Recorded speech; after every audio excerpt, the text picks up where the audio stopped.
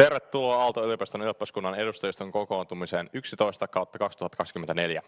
Nyt on torstai 12. joulukuuta 2024. Kello on 17.19 ja avaan kokouksen. Ensin pikaisia työjärjestysasioita. I'll swap to English now. It appears that we unfortunately do not have translation at this meeting, so I'm asking that everyone that is presenting today will do so within possibility in English. And I will strive to also, beyond the practicalities of the meeting that I will be announcing in each meeting point, I will strive to also give context in English. With those mentions, let's proceed with the meeting. Suljetaan kohta 1, siirrytään kohtaan 2. Esteellisyyksien, vaalikelpoisuuden menetysten, eroamisten ja läsnä olevien varajäsenten toteaminen. In the beginning of the meeting, we shall observe who is present. The accounting will be proceeded by AOI's Executive Director, Antti Ilmavirta. Please announce your name loudly and clearly once it's your turn. Antti, go ahead. Thank you. And yes, sorry about the translators thing. We are looking if we can still do something about it, but if not, like Sakari said. So, Aallon kokoomus Vanhanen oli myöhässä, late, right. Tiihonen, Sundqvist, Rimpioja, Naatula, Ikävalko,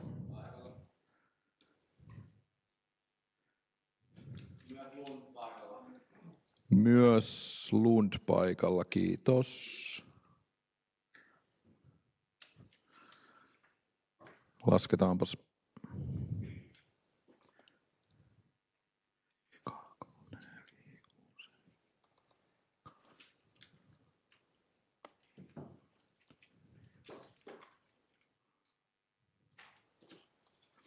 Joo, eli kaikille riittää ääniä myös Vanhaselle sen jälkeen, kun hän saapuu laskelmieni mukaan.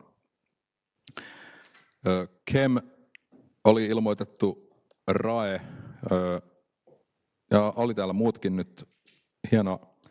Eli RAE, Vuorela, Saastamoinen, Kivivuori. Yes, and RAE is using paikka from, the place from Konergia. Kylterirengas, no names in the list. Who would be present from Kylterirengas?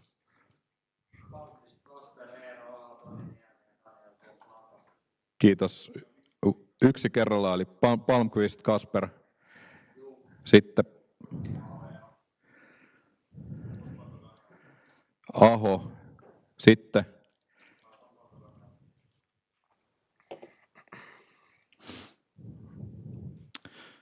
Von Plato. Sitten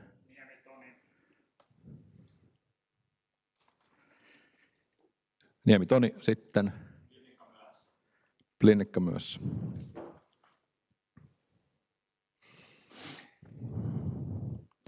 Kiitos, thank you. Konergia, no one present, but one place given to Kem. Luova, Pyykkönen. Ahola, Jäntti. Kolehmainen. Kiitos. ProArte Chen. Jordi Lassenius. Tak. Nikula. Shiel. Thanks. Taushan. Thank you. Skisma. Brax. Myöhässä Virtanen. Kiitos. Hiekkamies. Kiitos. Rautiainen. Kiitos. Vapaasti vasemmalla Hintsala. Kiitos Erdem. Kiitos Kallinen. Kiitos. Virreämpi Aalto, Kolho. Kiitos, Valkama. Härkönen, Hiipakka. Kiitos. Sitten Järvinen. Vandermeer. Kiitos. Välillä. Kiitos. Vooga ei valitettavasti tänään edustajia. Ja, anyone whose name was not said? No, okay, 36 present, which is enough. Thank you, Antti. Just a moment. Todetaan, että paikalla on 36 edustajiston jäsentä todettu. Lisäksi annetaan puheoikeus kaikille AY:n työntekijöille, OPSin henkilöstölle ja tulkeille. Automaattisesti puheen läsnäolo-oikeus on talousjohtajalla, toiminnanjohtajalla, hallituksella ja talousjohtokunnalla. Läsnäoloon ovat oikeutettuja kaikki ylioppilaskunnan jäsenet.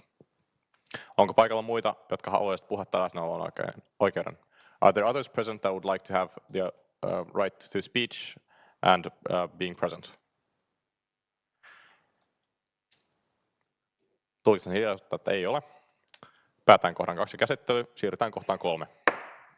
Kokouksen laillisuuden sekä kokouksen päätösvaltaisuuden toteaminen. Ylioppilaskunnan sääntöjen mukaan kokous on päätösvaltainen, jos paikalla on vähintään 25 edustajiston jäsentä ja edustajiston puheenjohtaja tai varapuheenjohtaja, ja kokouskutsu esitysliitteineen on lähetetty vähintään 7 päivää ennen kokousta ja ilmoitettu ylioppilaskunnan viralliselle ilmoitustaululle. Paikalla on vähintään 25 edustajiston jäsentä ja puheenjohtajaa, ja kokouskutsu on lähetetty 7 päivää ennen edustajiston sähköpostilistalle ja viralliselle ilmoitustaululle ylioppilaskunnan internet-sivuille. Nämä ehdot täyttyvät, todetaan kokous lailliseksi ja päätösvaltaiseksi. Suotaan kohta 3, siirrytään kohtaan 4. Kahden pöytäkirjatarkastajan valinta ja 2 ääntenlaskijan kutsuminen. We'll be choosing 2 verifiers of the minutes of the meeting and vice members for them, as well as 2 vote counters and vice members for them. In this, I suggest that we proceed as before, and Antti has raffled 2 members for each of these roles. Yes, the lucky winners this time will be for the examiner of the minutes, eli pöytäkirjan tarkastajiksi Rimpioja ja Ahola, and for the vote counting, eli ääntenlaskijoiksi Nikula ja Kallinen. Is this fine? Most excellent, thank you. All right, päätän aiheesta keskustelun. Valitaan pöytäkirjatarkastajaksi Rimpio ja Ahola ja varahenkilöiksi Nikula ja Kallinen. Valitaan ääntenlaskijoiksi Nikula ja Kallinen ja heidän varahenkilöiksi Rimpiola ja Ahola. Päättäneen päätetty. Suotaan kohta 4, siirrytään kohtaan 5. Kokouksen työjärjestyksen vahvistaminen. Esityslista on toimitettu kokouskutsun yhteydessä. Onko siihen lisättävää? The agenda has been delivered to you. Do you have anything to add to it? Antti. Yes, one more very small thing. We would have to confirm the auditing form for the next year, eli tilintarkastusyhteisön valinta.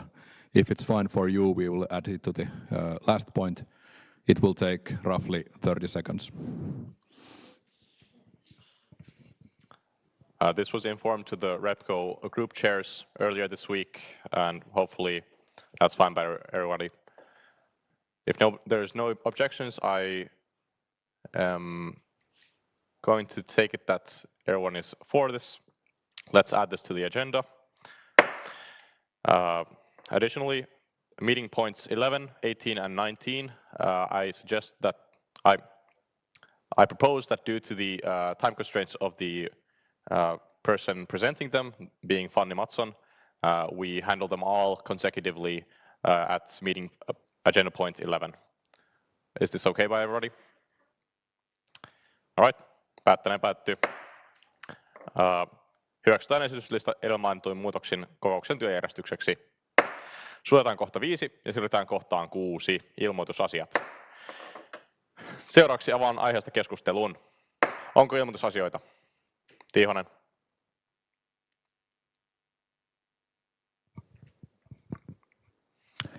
Okay, so the new group chair for our kokous is going to be Mikael Sundqvist and the new vice chair Juho Tiihonen.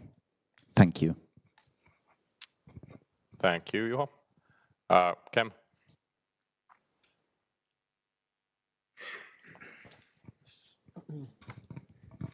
Yes, hello. Our new group chair is Anna Savola. Vice chair remains the same. No. No. Vihreämpi Aalto.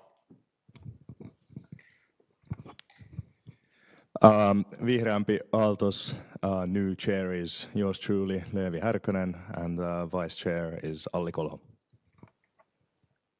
Thank you. Any other announcements? Antti.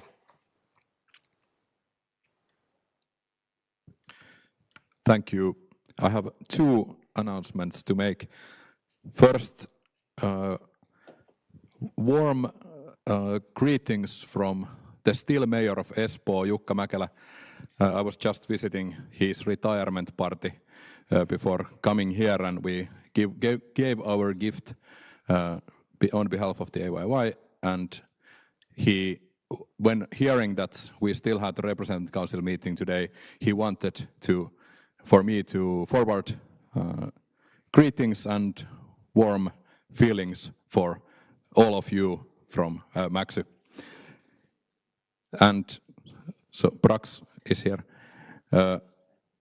And then board member Joona Lipponen sadly cannot be here among us today, but his spirit is with us today, and I shall now conjure the will of his spirit. I'll read in Finnish first and then summarize in English. Huomenna julkaistaan AY-nettisivuilla julkaisu, jonka tarkoitus on ohjeistaa ja auttaa kimppakämpässä asuvia saamaan erilliset asumistuet. Tällä on tarkoitus ratkaista ongelma, jonka osa asukkaista on kohdannut, kun kimppakämpässä huomioidaan yhteenlasketut tulot. Enemmän viestintää on tulossa ensi viikolla ja tammikuussa ohjeistusta vielä täydennetään mahdollisesti.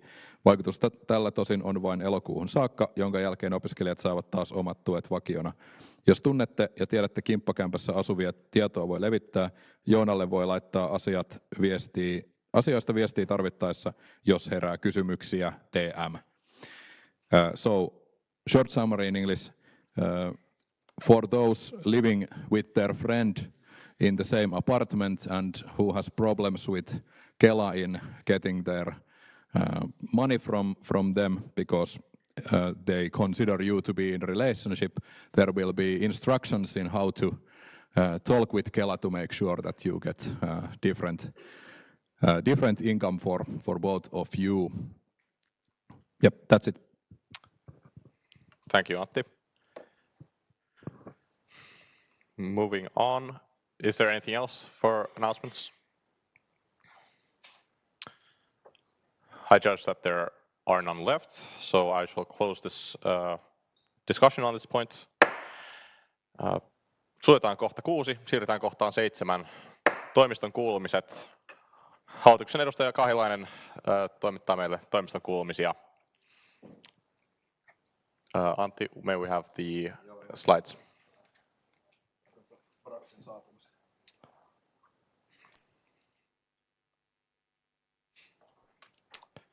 Veeti, ole hyvä.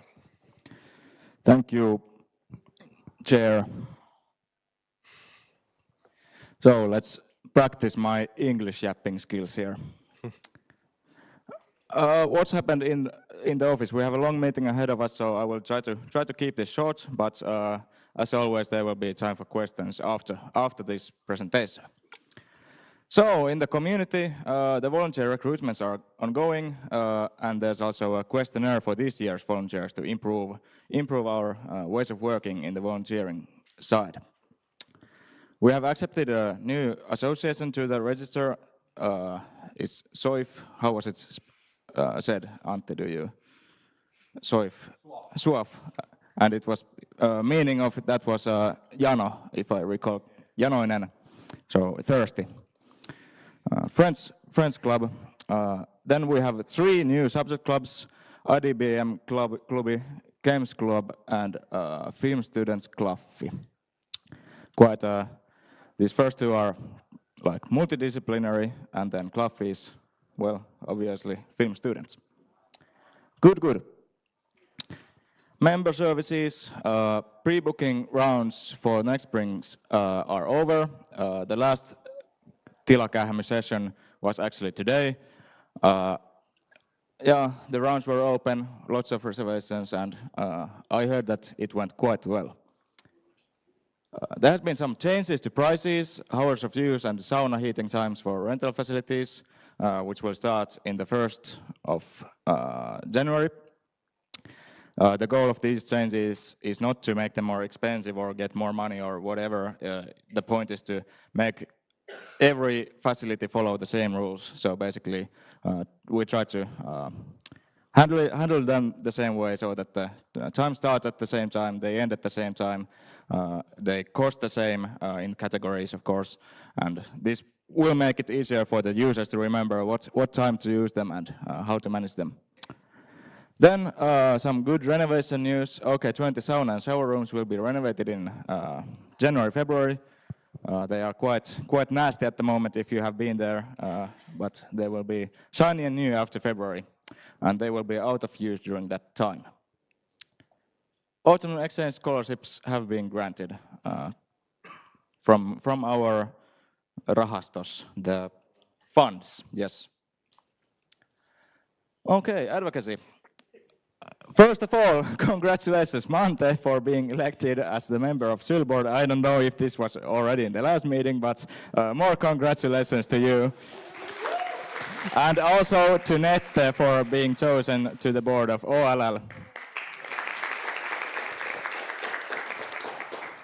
Haloped elections are progressing, still some empty spots there, so if you're available, please do use your right to affect the school's decision making.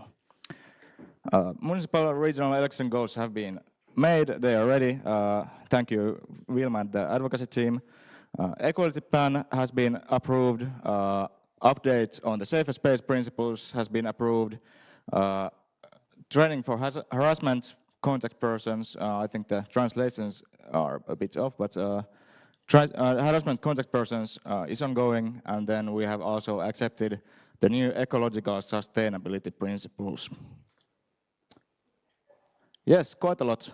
Then administration and IT, AYY is planning the possible renovation of the central office in cooperation with Pearko. More on this later, but as you might have heard, the student center project has fallen, and now we are looking into new options, and at the moment our office is not quite filling the needs that we have. Personal changes. Veera Kivivirta, the new CFO, talousjohtaja, will start on 20th of January next year. So looking forward to that. I think Veera is a great choice for this. Aid specialist, so I think this is the fund specialist. Pekka Pirkola, Peke, is still continuing to leave, whatever. And Matias Saikku will continue as his deputy in the spring. And producer Tero returns from leave in January. And Johanna has been replacing Tero, and this time will come to an end. And we will all wish Johanna a great time ahead. Also, a good tip, if you have any friends who have not filled their kansalaisvelvollisuus, this civic duty, yes, thank you, Levi. There's a new position as a non-military service person for administrative tasks, so Sivari paikka Aylla. If you have any friends or are looking for a Sivari position, this is a great opportunity. I think being a Sivari at AYY is super great. Yes, housing real estate. Our housing team was in Lappeenranta in SOA days, so Suomen opiskelija-asunto, Finnish student apartment days, for a couple of days. Yes, hopefully they get something good out of that. Then office will be closed during the Christmas period from 23rd until the 1st of January. Annual residence meetings have been held in the beginning of the month, and the apartments in Turkismiehäntie ja Turkkari are currently offered to exchange students. And maybe a quick note on this, also the OK15 is all the time moving forward, which is great. Communications. Remember what I just said and apply it to this slide. Communications has done quite a lot to communicate this to our members. Volunteer communications, Independence Day, Torchlight procession communications. Hallopeds got the payment from the university, and this is also being communicated.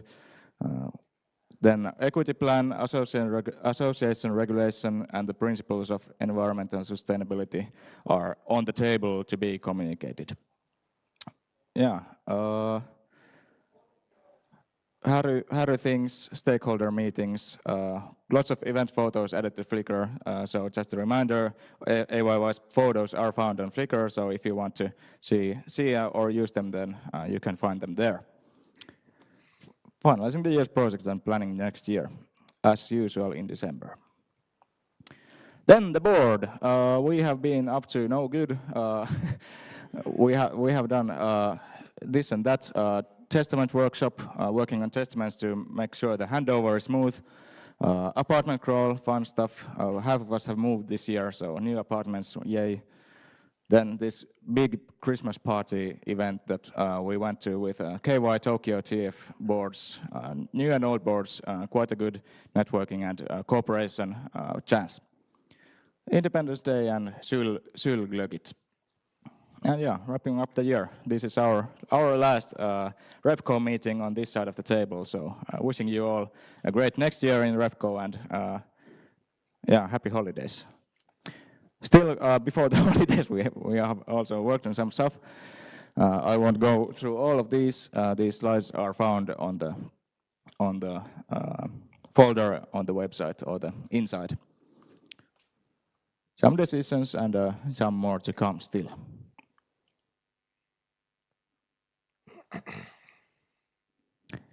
Kiitos. Questions? I'll open discussion on topic. First from Kylärengas, back there.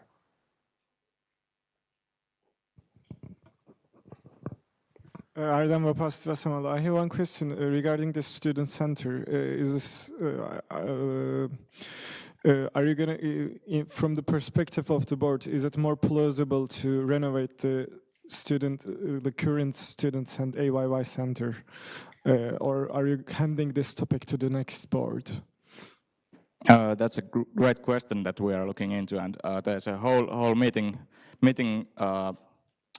spot, kokouskohta. Help me out, guys. Topic in this meeting on this subject. Well, we can discuss more, but yeah, we are looking into what's the best way to move forward with the renovation. Any other questions?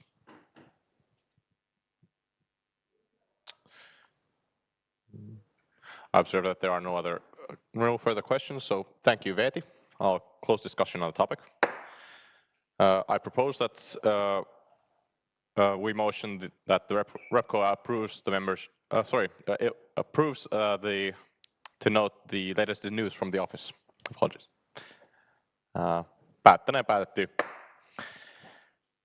Suljetaan kohta 7, siirrytään kohtaan 8. Member initiative for the academic boycott of Israel. A member initiative was delivered to the Student Union's executive director on the 3rd of November, and in accordance with the section 39 of our constitution, we have taken it under deliberation. This was discussed last time in the previous RepCo, and according to the member initiative, AOI should commit to and promote the academic boycott of Israel, and should publicly express its support for 2 Palestinian-led boycott movements, the Palestinian Campaign for the Academic and Cultural Boycott of Israel, PACB, and in the Boycott, Divestment and Sanctions BDS. Both movements aim to pressure Israel to comply with international law. In addition, the member initiative urges the student union to publicly demand Aalto University to commit to the academic boycott and terminate its relations with the Israeli educational institutions that are involved in maintaining Israel's apartheid system. In the previous preliminary debate, the REPCO didn't come to a decision, and this is the last opportunity, unless we have an extra meeting before the 3rd of January, for us to come to a decision on this. Before we get started, and I open discussion on the matter, each group has been asked to limit any prepared speeches to 200 words. I hope that that is the case. We will also have an open discussion after these prepared statements, but we'll try to keep this compact as there's been plenty of time for discussion on the topic. And then after that, we will be having a closed vote on this with ticket voting. Unfortunately, Voga wasn't able to have any representatives present here, so I will shortly read out their statement on the topic, and then I will move on to giving a floor to every other group.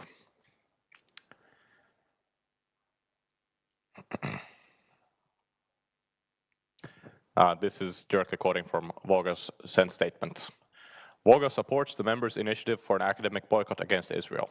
We believe that this is the morally right choice, and by voting in favor of the members' initiative, we want to show the decision makers and the university that they should react more strongly than they have done so far. However, we do not believe that individual foreign policy issues are usually the responsibility of the REPCO, because a global problem can be extremely urgent and at the same time a great injustice, but it is still not appropriate for the REPCO, especially because a conflict happens to be topical at the time.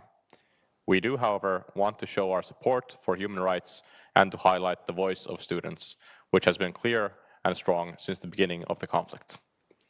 Next, I will open discussion on the matter. Is there some group that would now like to present a prepared statement? Vapaasti vasemmalla. And feel free to do this in Finnish if you have not prepared it in English. I can do it in English. Hintsala, vapaasti vasemmalla. Yeah, we just wanted to share some of our group's thoughts. Once more, I'm sure so a lot of these arguments have already been shared before, but yeah. Maybe about the arguments against AYY declaring support for the boycott movements. We've understood that a lot of the arguments against have had to do with the belief that international politics or politics in general don't belong to AYY. And there we would like to refer to the Universities Act, Sections 2 and 46, and to the AYY Policy Paper 2023. These are also referred to in the petition itself. The Section 46 of the Universities Act lays out the mission of the student union to promote the societal, social and intellectual aspirations of its members. Furthermore, a student union participates in the implementation of the educational mission of the university, which is to organize its educational and research activities in service to humanity. Universities and student unions are therefore firmly connected to whatever is happening in the society. And the 2023 AYY policy paper includes a commitment to building a more humane and healthier society, as well as an encouragement for its members to make changes in society. Now, this clearly states that AYY is committed to being an active societal institution. We've also heard an argument suggesting that any demands or declarations of support wouldn't make a difference. To this, we'd like to say that we're not alone. This movement is international and in Finland nationwide. And if you'd like to hear a Nordic example of universities joining the movement, 5 Norwegian universities have already cut ties with Israeli universities. And in Finland, both student union at University of Helsinki and University of the Arts, and then recently SYL. Lastly, we'd like to ground everyone a little, us, and sort of go back to what we are actually talking about. We're in a situation where Israel is accused of genocide in the International Court of Justice. Since October 7th, 2023, Israel has killed over 40,000 Palestinians in besieged Gaza. In addition to this being a genocide, it's also a scholasticide. Every Gazan university has been destroyed. In last April, after 6 months of military assault, more than 5,479 students, 261 teachers, and 95 university professors have been killed, according to the UN. Talking about numbers can be powerful, but it can also trick us. Each of those numbers is a human being. Aalto Students for Palestine organized a sit-in calling for the academic boycott at the Värem main lobby 2 weeks ago, and one of the speakers there was a Gazan professor, Dr. Ata Darwish, whose university had been destroyed amongst all the other Gazan universities. He was speaking to us, telling us how there's nothing left. He himself has lost 4 family members, one of them being his own child. And this man asks for us to act and boycott Israel. He tells us, and this we already know, Israel wouldn't be able to commit these crimes if it weren't for the international support from our university. And we encourage you to really think about what you'd answer to this man when he asks for you to act. And a simple thing we can do right now is to vote in favor or be in favor of AYY declaring its support for the academic boycott and publicly calling for Aalto University to commit to the academic boycott on its part. Thank you. Thank you, vapaasti vasemmalla. Is there any other group that would like to have a chance at a statement?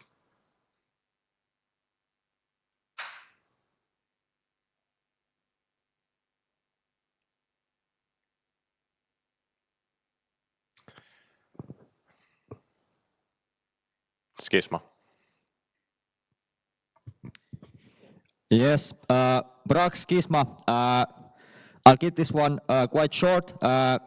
Schisma as a group supports the academic boycott because we see it as the morally correct choice in this question. However, I would like to raise into kind of meta discussion discussing politics in the representative council, because this was a topic that was raised up in last meeting quite heavily, in fact. And it is true that it's not it is like not our favorite thing to discuss heavy political questions in the student union, and there are valid arguments for staying out of this kind of global topics. But this kind of case, when another institution, in this case the university, has not taken any stance and the kind of responsibility has fallen onto us, it is kind of our duty then to do that, and we can't quite get around that. But it's not fun. It's sad that it is our duty to take to discuss this, because the kind of correct people have not taken a stance, especially in this kind of questions where not taking a stance is seen as a stance itself. We are put kind of what's it in English, but between the tree and the bark in Finnish. And this is a very kind of this topic can very quickly turn into very polarizing discussion, and I would very much like to advise to be careful when discussing these kind of polarizing topics, because we have seen also on the global political scale what overly polarized political topics can do.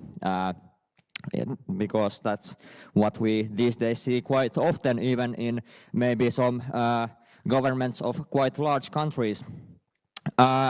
So I would like to conclude that since we are thrust into discussing this topic, let's discuss it as civilized people between amongst ourselves. Let's not make this a thing that tears the student union and representative council apart, because we are all civilized and adult people, so we can discuss the topics like without going at each other like animals. And let's also take precautions to avoid creating these kind of us versus them kind of positions in the representative council, and avoid kind of digging these deep ravines between different groups, because after all we are civilized enough to discuss questions without that. And as a kind of precaution, I would like to raise the 1970s, when the former student union of the Helsinki University of Technology was it became hyper politicized. We talked about these years with the name The Years of Madness. You can read more about them in this book right here. So let us avoid into falling new years of madness. And I'd conclude by citing the mayor of Helsinki, who in his Independence Day speech on Senaatintori said that in a free country we are able to be against each other without being each other's enemies. Thank you. Thank you, Brax. Kylter-Rengas.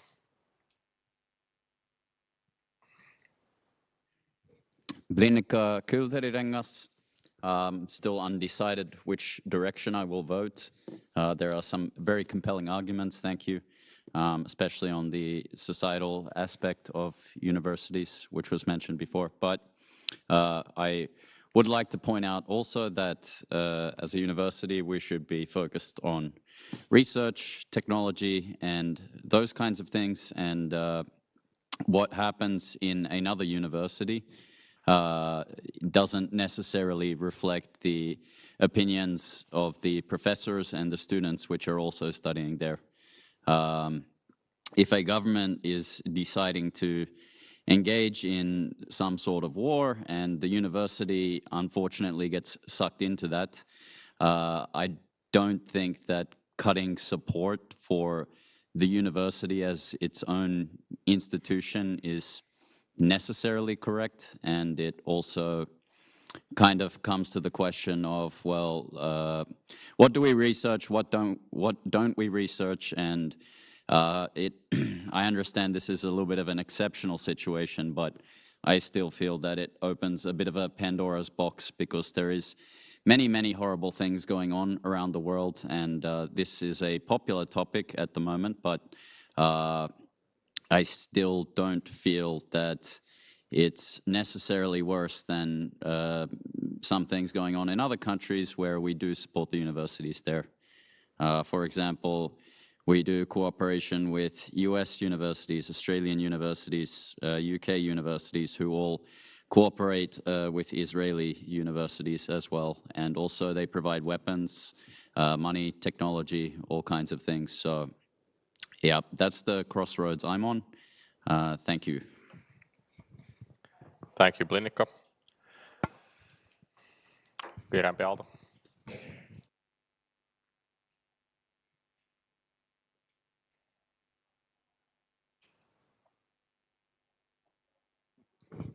Härkönen, Vihreämpi Aalto. Thank you for the speech. I'd like to respond to this by saying I agree that also other universities do, or well, take part indirectly in some other horrible things that their home countries or nations are involved in.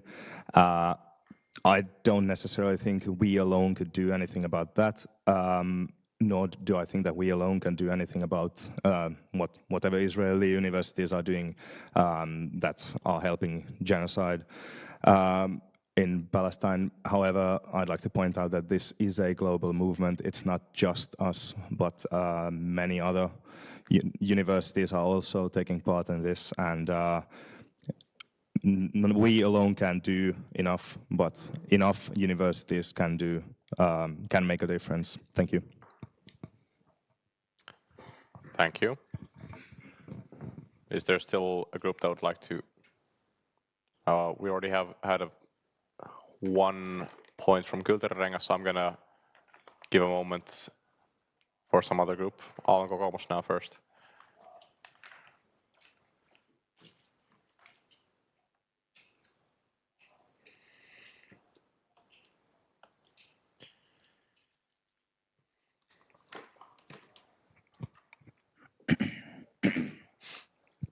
And Tiihonen Aallon kokoomus.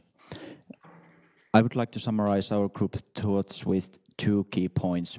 First, I think that the representative council should illustrate in some way the members' opinions.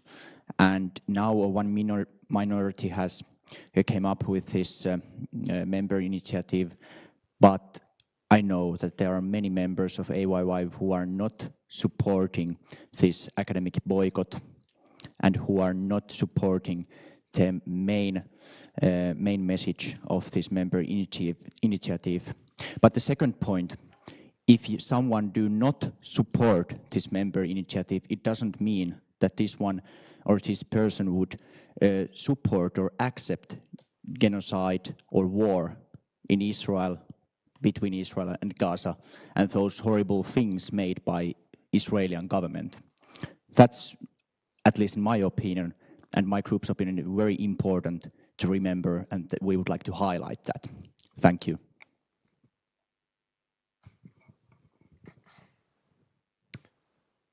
Let's take here first. Jordi Lasenius, ProArte. So first of all, I want to thank everyone for this. The way we have handled the topic so far in REPCO, I really like what I've heard from every electoral group so far, and I just wanted to echo some of the sentiments that have already been shared regarding the fact that this is an exceptional moment. We feel that way, and obviously there should be discussions about how the student union should itself portray itself regarding international conflicts. But we are the democratic institution of AYY that's here to decide what our opinions are regarding this case. And we find that this is an exceptional case where it shouldn't be a responsibility, but it has become a responsibility to do something. Not to show that we are for genocide, but to see ways we can help against or mediate something. And so the member from Vihreät mentioned, we can't ourselves do anything, but we can be a small cog of a bigger initiative to help out. I looked into alternative cases of things that could be done, but unfortunately, this is such a severe case that there's very little that can be done except confronting the academic institutions in this kind of way. So that is why I'm supporting the initiative. Thank you.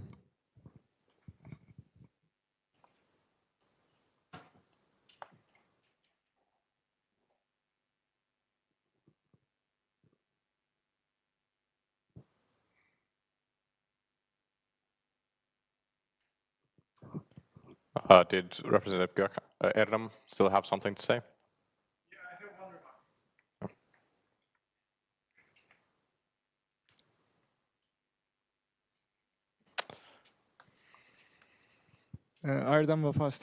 I just want to very briefly remind that the university has taken very strong position regarding the war in Ukraine.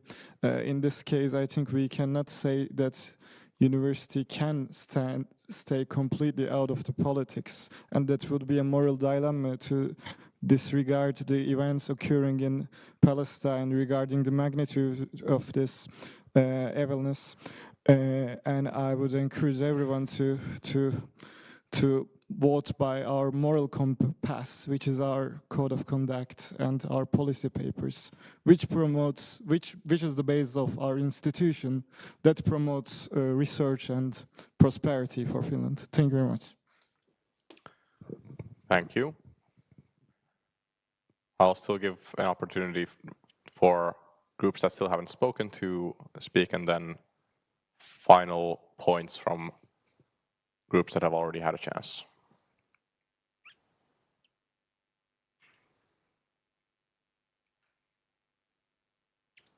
Cam.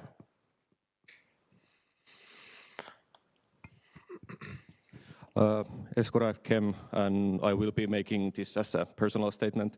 I was just want to say that if we do support this, I'm just thinking, where do we draw the line, that which are the amendments we do support and which are the ones we don't. For example, China is still occupying Tibet and has done so since the 1950s, and yet we are working alongside with the Chinese universities. Is this perhaps a thing that we should and will take the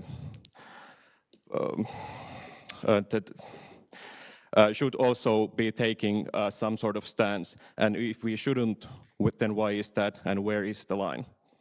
Thank you. Thank you.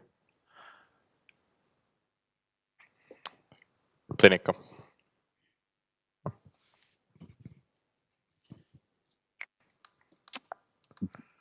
If it was for certain that this would be a very easy vote, but I think there is some more information that perhaps some other groups would wish to have, and some considerations on exactly what we are advocating for and maybe where a line is drawn.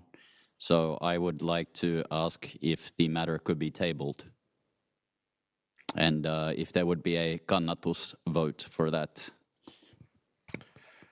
Is there support for tabling the matter? Do you have another representative that's supporting tabling it with you now? Antti.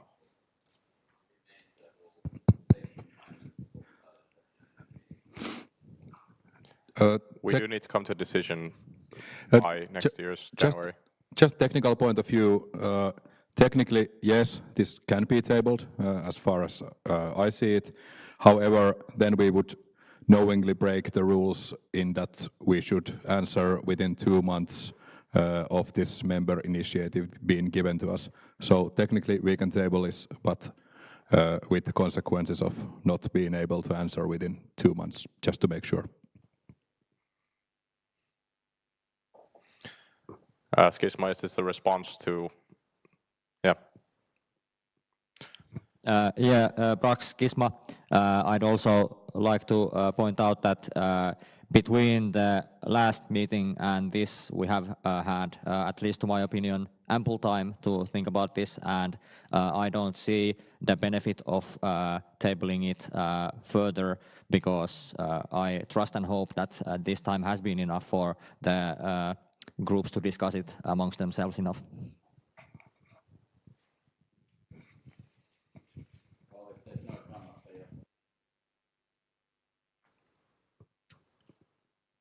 I observe that there are not any, as far as I can tell. If there are still some relevant new points, I'll take those discussion points, and then I motion that we move on to voting. But I'll take first ProArte, Yrjönpää Aalto, Vapaasti Vasemmalla, and Aallon Kokoomus, and Skisma. Please keep these short. And hopefully, if something that you are going to say is being already said in a previous note, then just raise the blue ticket if you support that. I'll be swift. Yeah. So Jordi Lasenius, ProArte. Just talking about this line, because I understand that it's a very broad topic and difficult, and sometimes it can be hard to know where exactly we're drawing the line.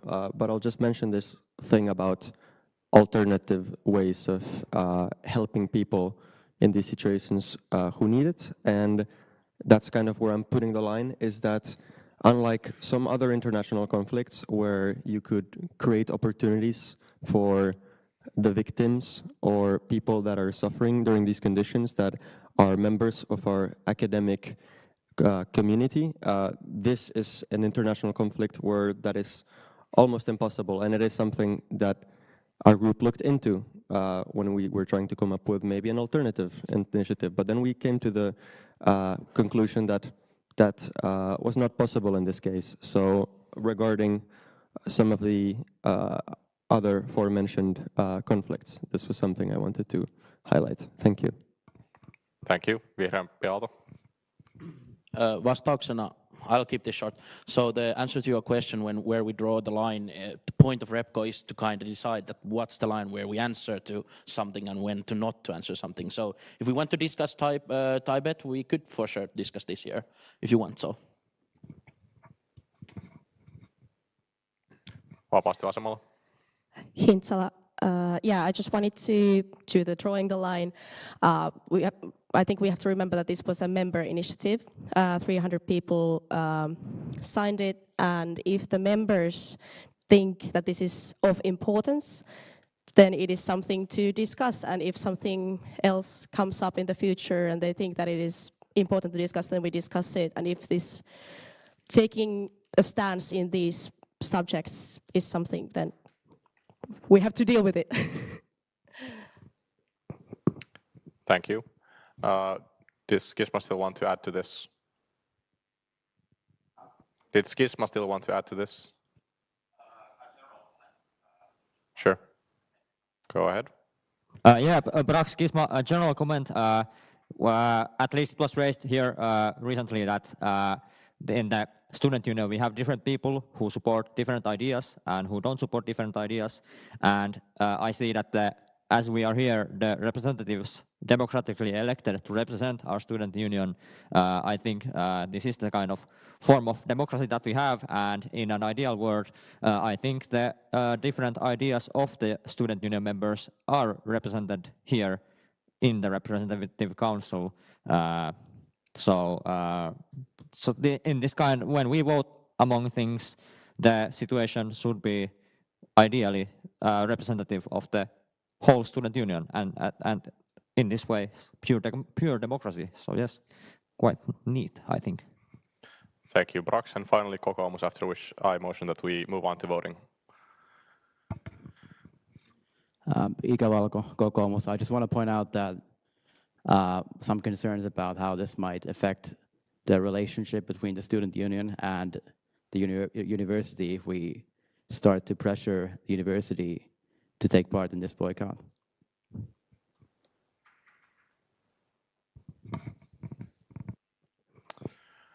Thank you. We currently do not have any alternative version for the motion on the agenda. So what's on the agenda currently, that's all of you should have received with the invitation to the meeting. That is what we are voting on, and there are 2 points that we are voting on. Regarding those practicalities, maybe Antti would like to explain them further.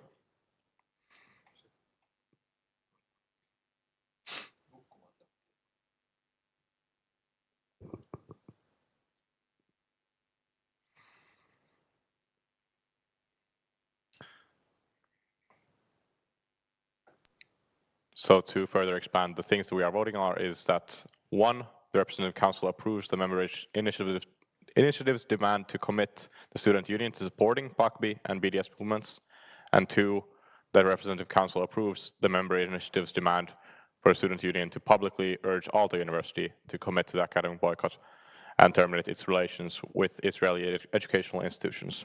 So those are the 2 matters that are under vote now.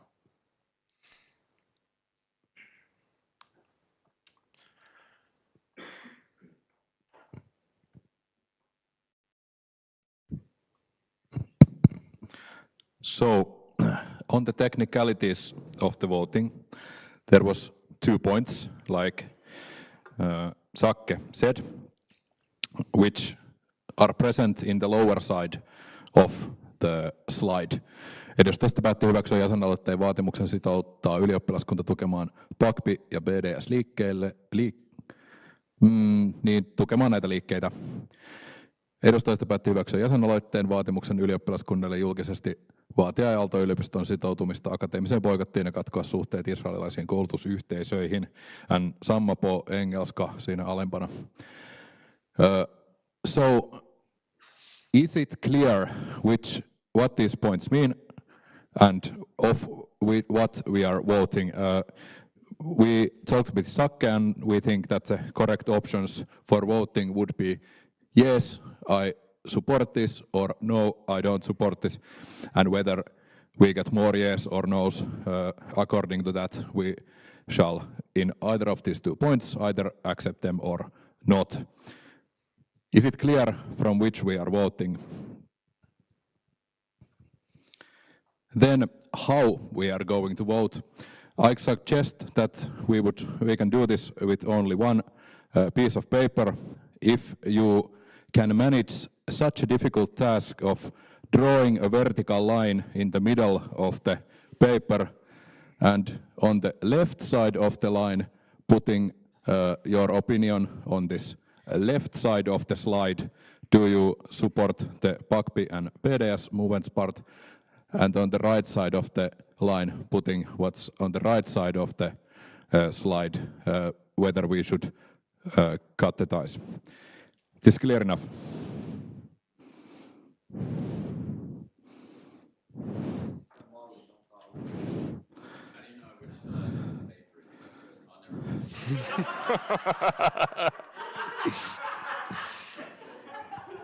So it seems that it was not clear enough.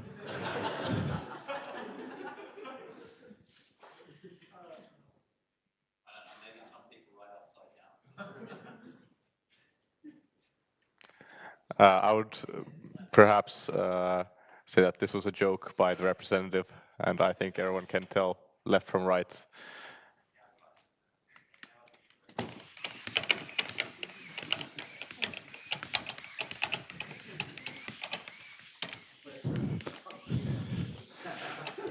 So on the this is now your voting paper. In the middle,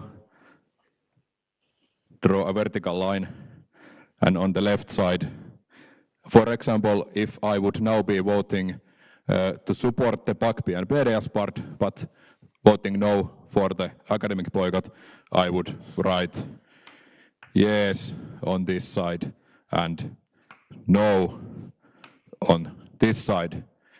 And if I want to make sure that those counting the votes know which is left, I could, for example, put a small mark that this is the left side. Are we clear with how we are going to vote? Most excellent. Then I would ask those who are not voting to leave the room first. And those vote counters, it was Nikula and someone else, to come here at the front.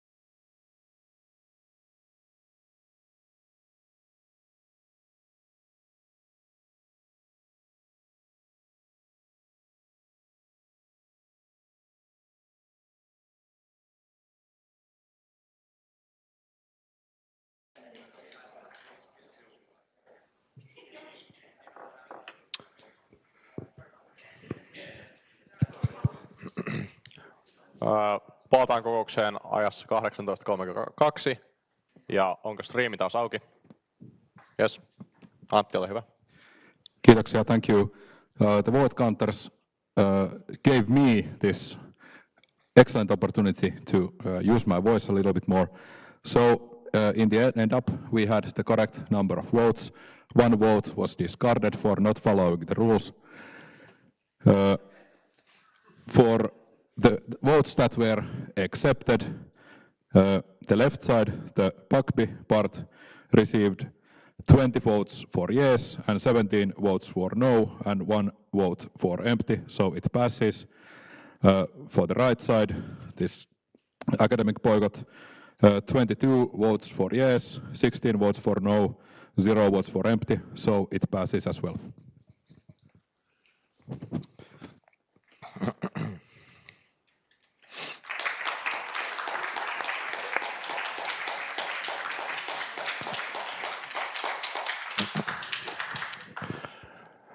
By these votes, I motion that the Representative Council approves the members' initiative's demand to commit the Student Union to supporting PACB and BDS movements, and the Representative Council approves the member initiative's demand for the Student Union to publicly urge Aalto-University to commit to the academic boycott and terminate its relations with Israeli educational institutions.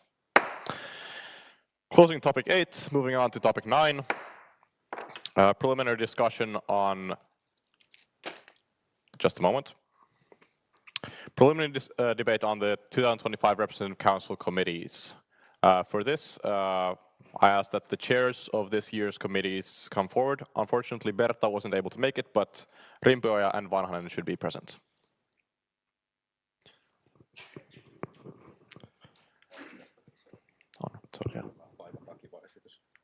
Joo, kanssa.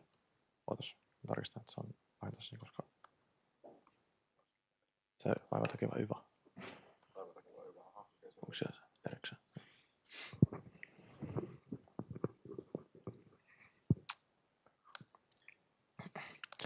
As a preface, this is meant to be a discussion to get everybody grounded on what the committees have been doing this year and what is in plans for next year, and prepare the REPCO for next year's first meeting, where we'll be selecting new members for the committees and new chairs.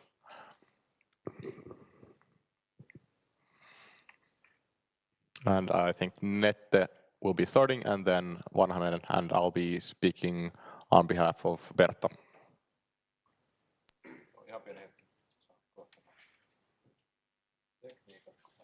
Or perhaps Saku, if you want to speak on Berta's notes.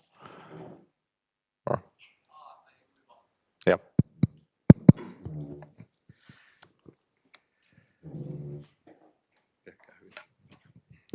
All right, thank you. Yeah, short cap of advocacy committee's work this year. Here you can see again the names who were chosen to be in advocacy committee 2024. I'm happy to share that I believe I saw almost everyone during this year in the meeting, so we were quite active this year, and thanks for the whole group for being so active and discussion in the meetings. Yeah, there was the members. Oh no, now it's cracked. We had this year total of 5 meetings, plus this SYL candidate interviews, and luckily we find a good candidate who made up to SYL board. And we organized the meetings on site on AOIY's office, and also there was a chance to attend on Teams. And topics we had this year was SYL guideline update on the spring, then we have equity plan, and last week we had the AYY's municipal election campaign and themes on the table, and we've been discussing the overall AYY's advocacy work and those kind of things. And also there was, in the beginning of the autumn, changes in the contact person. Now we have started the collaboration with Sonia, and everything goes well, but there was 2 months of gap without the contact. And next year, you now might be thinking what you would like to do next year. I invite you to come by and make AYY's municipal election campaign, and also do not forget the welfare area elections. They are equally important. And then we have also the representative council elections coming in autumn. So I just raised a question if like Vaiva could be somehow active and supporting like the office's work to maybe recruit candidates and share the message of the upcoming elections. And also again, next autumn we pick up the next SYL candidate. But above all, this year has been a great opportunity to meet people from different REPCO groups, and that has been really nice to get to know of each group's ideas and peoples, and that's been most fruitful from my part of side. But because I'm next year gonna be on the OLL vice president, so I'm willing to give this chair position to someone else. So if there are interested people who would like to be the chair, just come and I will turn back to maybe. I think I will continue on a basic member, so you will have my support, whenever will it be. But I really recommend this committee. It's very comfortable and good group of people, and there you can think about different topics. But if you have any questions, I can answer, and please think about if you could give your time for AYY's advocacy work next year. Should we go? Let's go through all of them and then yes. open the floor for discussion. All right, good evening also. On my behalf, now about the Finance and Real Estate Committee. Yeah. So here we have the representation from all the groups, members and vice members, and we've been also, maybe unfortunately, we all haven't made it at the same time to the meetings, but there have been many active members, and thanks to those. And also special thanks to Joona and Veeti at the board. You've been also very active and listening our thoughts, and also giving like concise and precise information beforehand, and that's been very useful. So we know precisely what's coming up. It's not just on a general level. So that has been also great to have you besides. And then some topics we've been covering this year, of course, the budget for the next year, and it's going to be accepted today. And in the last meeting, we had discussion between the groups that what kind of prioritizations should we have, and what is or what do we see as the most essential for the AYY to do, and so on. Then in the spring we discussed about the selling of the properties and real estates, and it had this beautiful name. I don't remember it anymore, but as someone of you remembers, the Vieno, exactly, yeah. So project Vieno was discussed quite much. Then also student center, which took some unfortunate ways, but hopefully we will find solutions to it. And then also Otakari, 15 student houses have been discussed, and now the first one is gonna be built. And then also about the future plans of the ghetto, so the central office, what kind of alternatives we have with that. So here's just maybe the most essential ones, but then there's also something else that we've been discussing. So, and in the beginning we had like a overall site, so to the how's the financial and real estate things working in AYY. So that was useful for all the members to know that how much do we invest every year, and what kind of investments we have, what kind of real estate. So we had like a or we get the basic information in the beginning of the year. And then things to consider for the next committee. I won't be continuing myself in this, but what I see essential is now when we have the new director for finance and real estate things, I think it's important to have deep conversations and active discussion with the new, so we get a new and good start. Then also developing the budget process for the next year. So as we've been discussing also here, we get information about the budget, but it's quite hard to get like precise information, and it leads to a situation that it's difficult to suggest some sort of changes to the budget, because we only see like we are spending to the personnel this much and to the real estate this much, so we don't have that precise information. Then, as we know, Orpo's government is preparing the automation membership thing, and I think that we might get some sort of information about it. It should have been this year, but maybe next year. And regardless of what everyone thinks about it, I think it's at least wise to cover it some way and discuss and prepare for it. So then we have some ideas what to do if, regardless of the results. Investment strategy, it hasn't been updated for recent years, so it might be a thing to cover more deeply.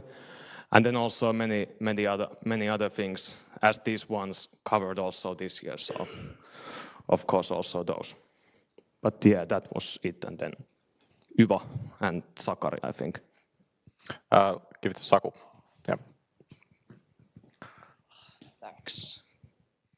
Okay, hello everyone. I have not seen these slides, so let's go.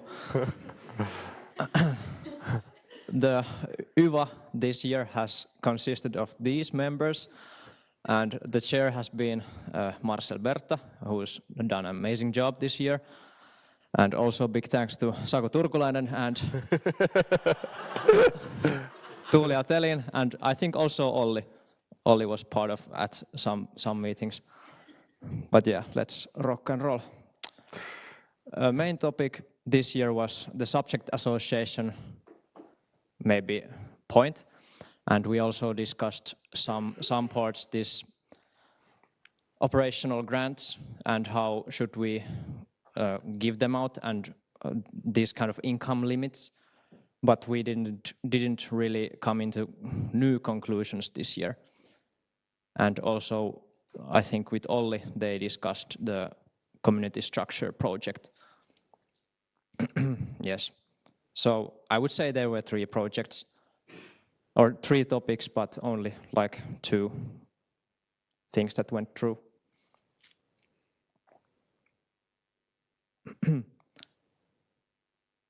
Yes, so 2025 is going to be a new year, and well, Marcel is in the board, so I don't think he's going to continue in the YVA chair, so somebody else has to take the lead.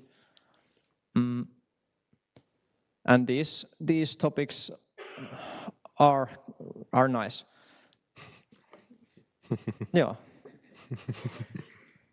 Yes, because for example, the resource management, I think that's kind of like the benefits and obligations part of the association regulation that we talked about this year.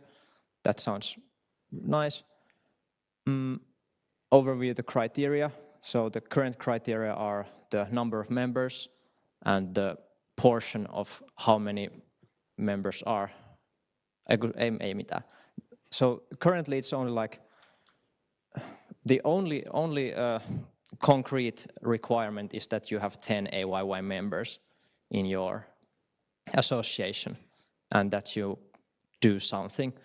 But for example, the board has this year rejected some applications based on the fact that they do overlapping activities, even though it's not written in the regulation.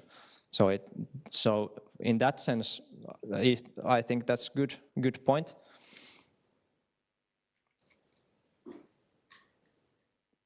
Yeah. I think the third bullet would work closely with the association guide, yhdistysopas, since there is this material bank that has some document or templates for associations, and that's also a good one to overview. Yeah. Don't ask me any questions. Please take this. All right, I'll open the floor for discussions. Any questions regarding the committees? Who is interested? Göterengas. Vapaasti osaamaan. I'm so sorry. Yeah. Oh.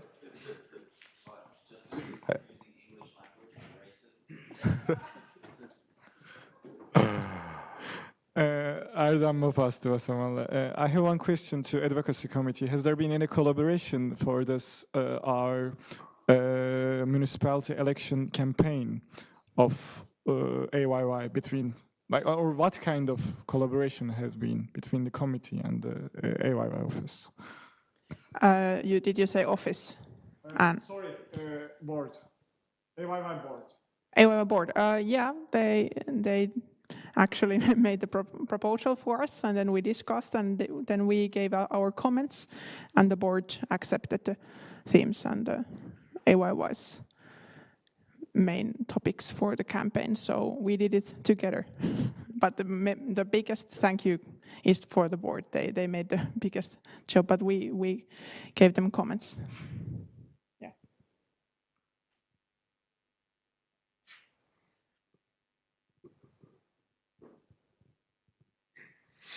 Seems to me like there are no further questions about the committees. Thank you, Vanhanen and Ripioja. I close the discussion now, and feel free to return to your seats.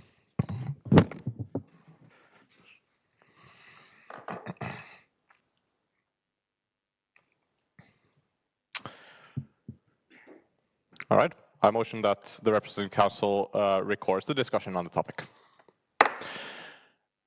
Closing topic 9, moving on to topic 10. AYY facilities projects. Due to the student center project cancellation, AYY has reviewed its facility needs and explored alternative solutions. Board member Kahilainen provides an update on alternative options and requests comments from the RepCo on priorities for future projects.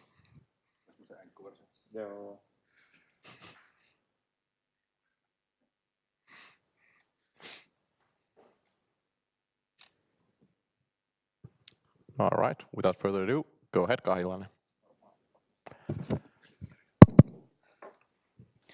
All right, more yapping time. Facilities, everyone's favorite topic. Let's go quickly because we have a long meeting.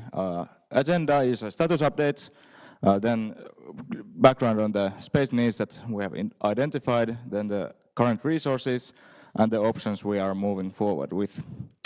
No decisions today. Only thing I and we want is discussion and comments, and these are always things that you can also contact AYY from or between meetings to, like sending an email to a board member or Antti or whoever.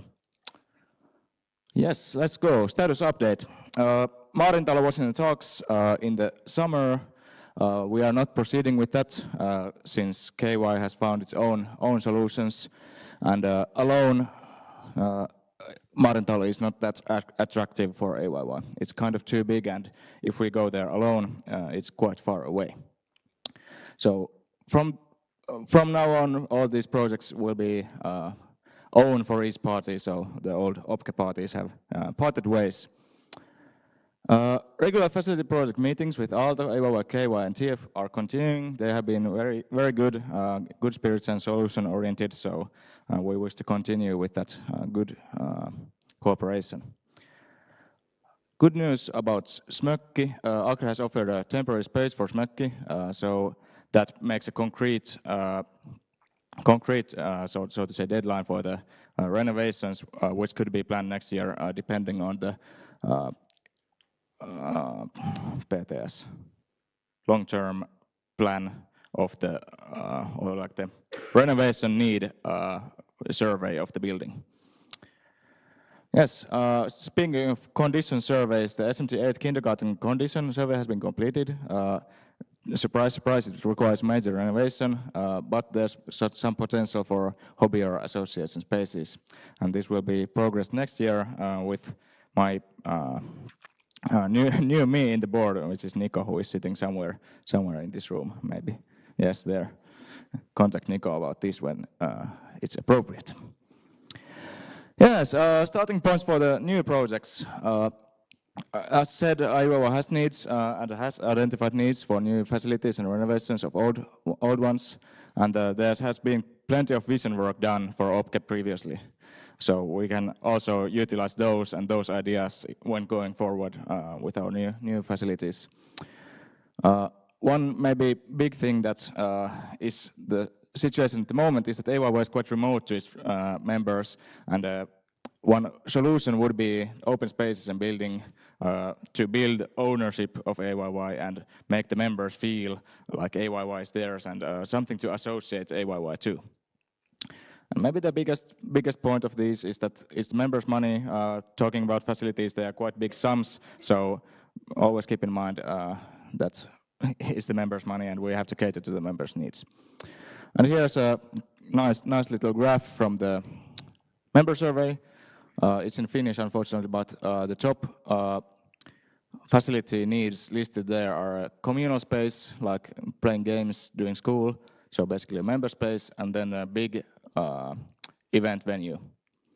Those are the two top priorities from the member survey. Yes, here are the needs. I will maybe not go through these so deeply. Maybe the top ones raised are the ones with the dotted lines, because they are the ones that are not currently in AYY's facility portfolio, so the member spaces and guest housing. Then the ones on the left, the darker ones, are maybe the more urgent ones and the more the ones that people have given more input towards prioritizing, and then there's the other needs are going in like prioritization order.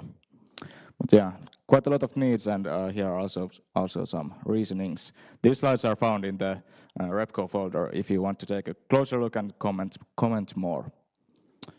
Current resources. 8 million was reserved for OPCE. Now that OPCE is gone, we have no use for this 8 million except other facilities.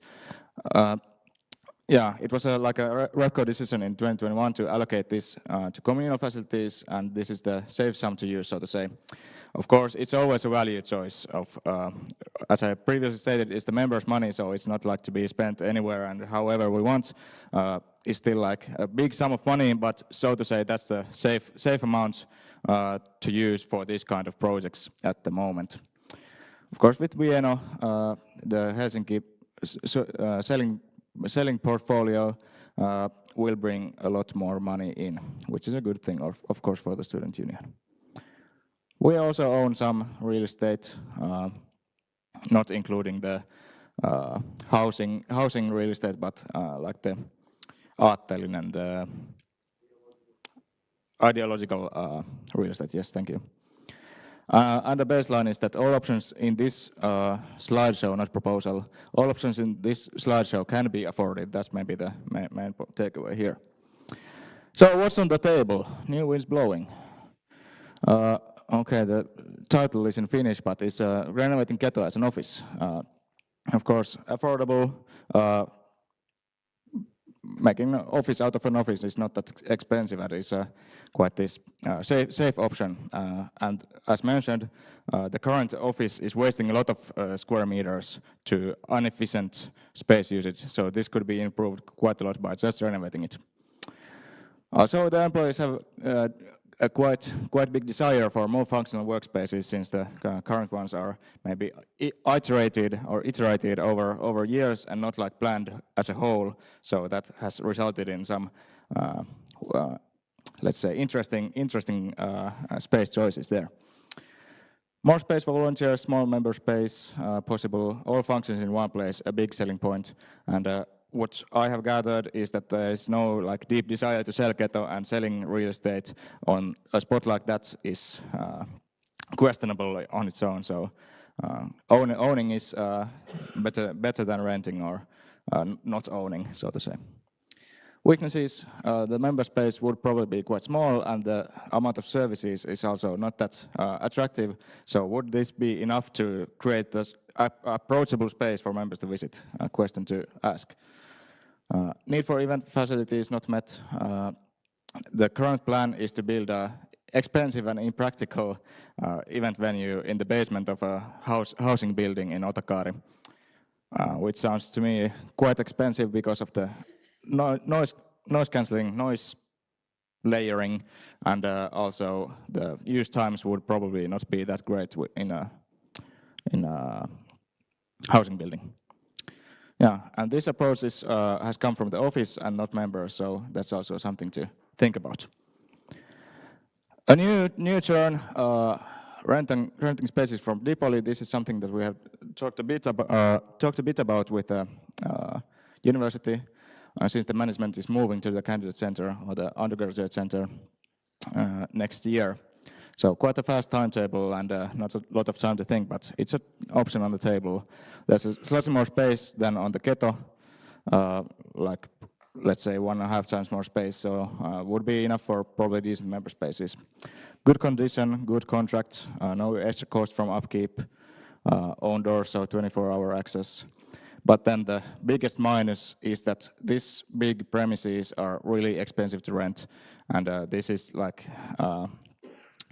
so expensive that it's a little difficult to explain what's the value added compared to Keto if we would just move there and pay this huge sum of money every year for rent.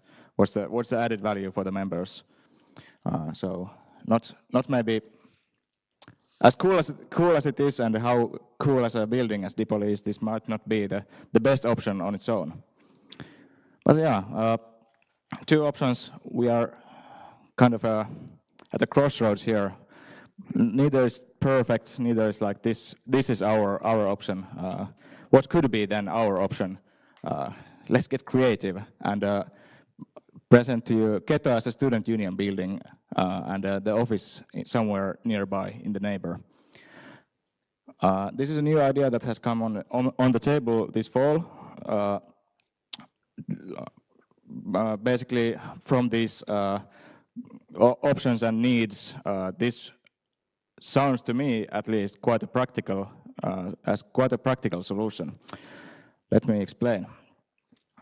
So the starting point is that we need the member spaces, we need the open spaces, we need the services for the members, we need a building to gather all Aalto students together. So this would be it. There's an event venue possibility possibly in the upstairs, since our office is not taking a space. There's quite high ceiling heights there.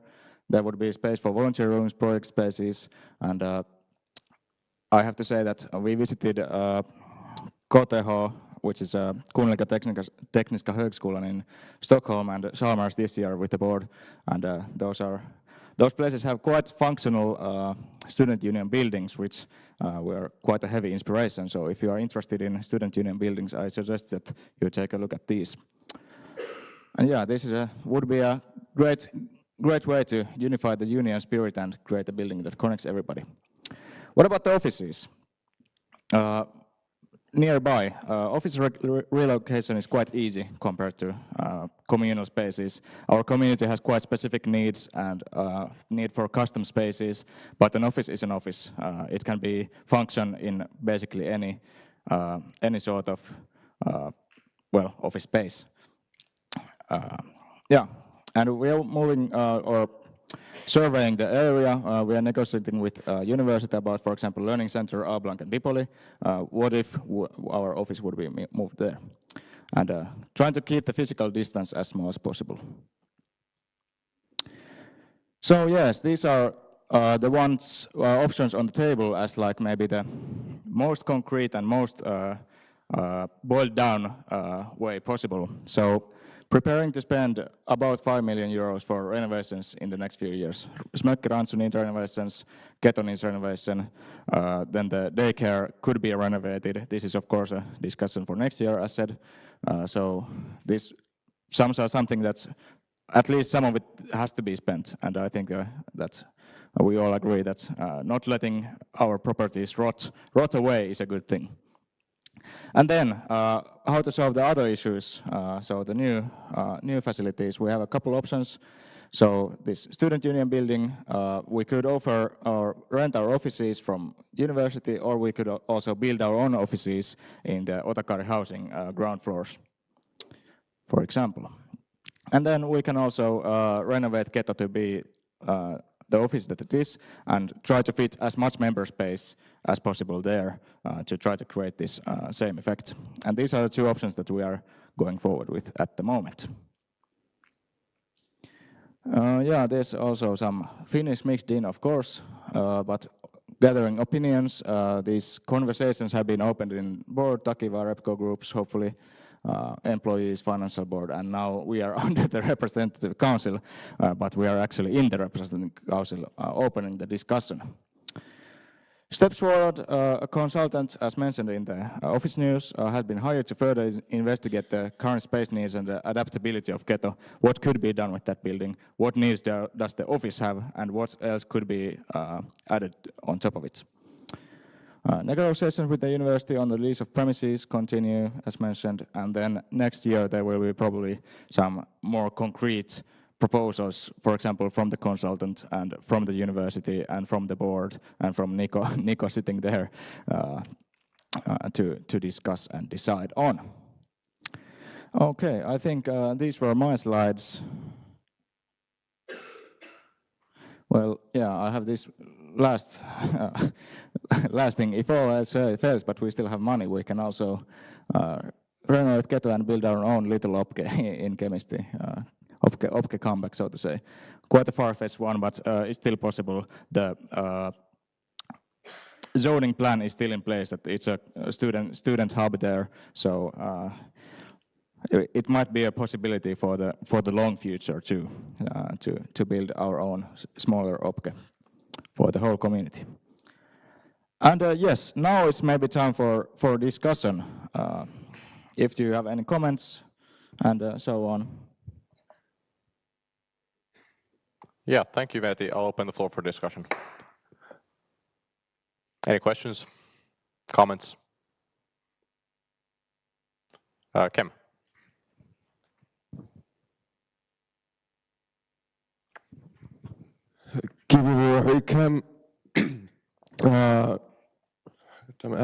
Has how much consideration been put into using the large spaces in Dipoli for event venues in like in conjunction with the plan of renting office space from Dipoli, and if yes, how's that go with the current restaurant and such in Dipoli? Sorry, I didn't quite catch the question. What's good suomeksi? How much thought has been put into maybe also renting Dipoli event spaces for student use? Yeah, I think I caught what you were asking for. The problem with Dipoli spaces is that they are, at least for now, operated by a restaurant company. So having any kind of events in Dipoli costs quite much, because you have to have like security cards from them. You have to have like all the things you are eating and drinking bought from the restaurant company there, and also like it is valued in a way that maybe some of the things we do in Smökki we could not do in Dipoli. For example, let's say it like that. But this is something that we have been thinking, and it is something that the university, like despite of these discussions, the university would like more events to be in Dipoli, and we are looking forward to having it like more affordable for these other parties as well. We as the AYY have an agreement on some of our meetings with them, but if anyone else than we is trying to have something in there in Dipoli, it's not cheap at the moment. First Kylrengas and then Luova. Linneka Kylderirengas. I had some ideas for the Smökki naming when it's in the temporary space. Could be called Smökki, Smökkish, fake Smökki, or quotation marks Smökki. But some serious points is that although the members do say they want places to loiter and hang around, KY has a famous space called Kyrner. It's in this building, and it has been empty for as long as I've been studying here. Nobody ever goes there, so keep that in mind, that these sort of hangout spaces for everyone, when it's a space for everyone, nobody actually goes there. It's a possible risk, but nevertheless, I think the idea is nice. Also, on event spaces, somehow KY has, in the last few years, found 2 separate venues to rent in the community from Acre, and they've been quite good for us. They're very, very expensive, but that's also a possibility for the space issue. Can't remember what the other thing was, but yes, those were some comments I had. Thanks. Thank you. Luova. I'll start with adding another suggestion for the name, Smökki at Home. But I wanted to inquire about the possibilities for the long-term plan. There was option 1.1 and 1.2. And the 1.1 was about renting the office spaces from nearby university building.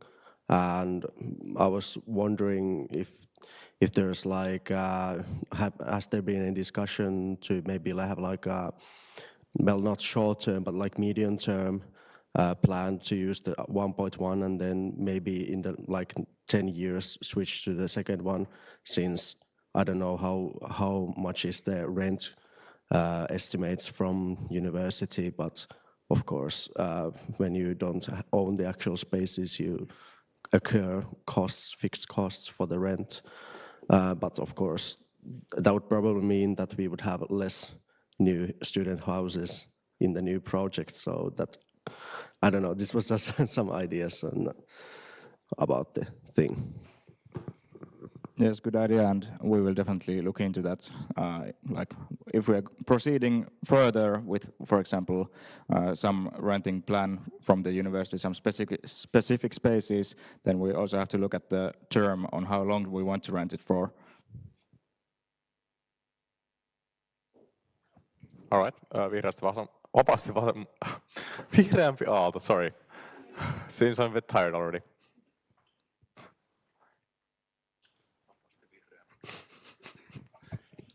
Härkönen, vihreämpi aalto. First of all, I'd like to just say that I think some sort of guest housing or temporary housing is very much needed on campus. It's very difficult to invite anyone over here. That's my experience. And also, I kind of had the same question as before. Maybe let me word it just a little bit differently.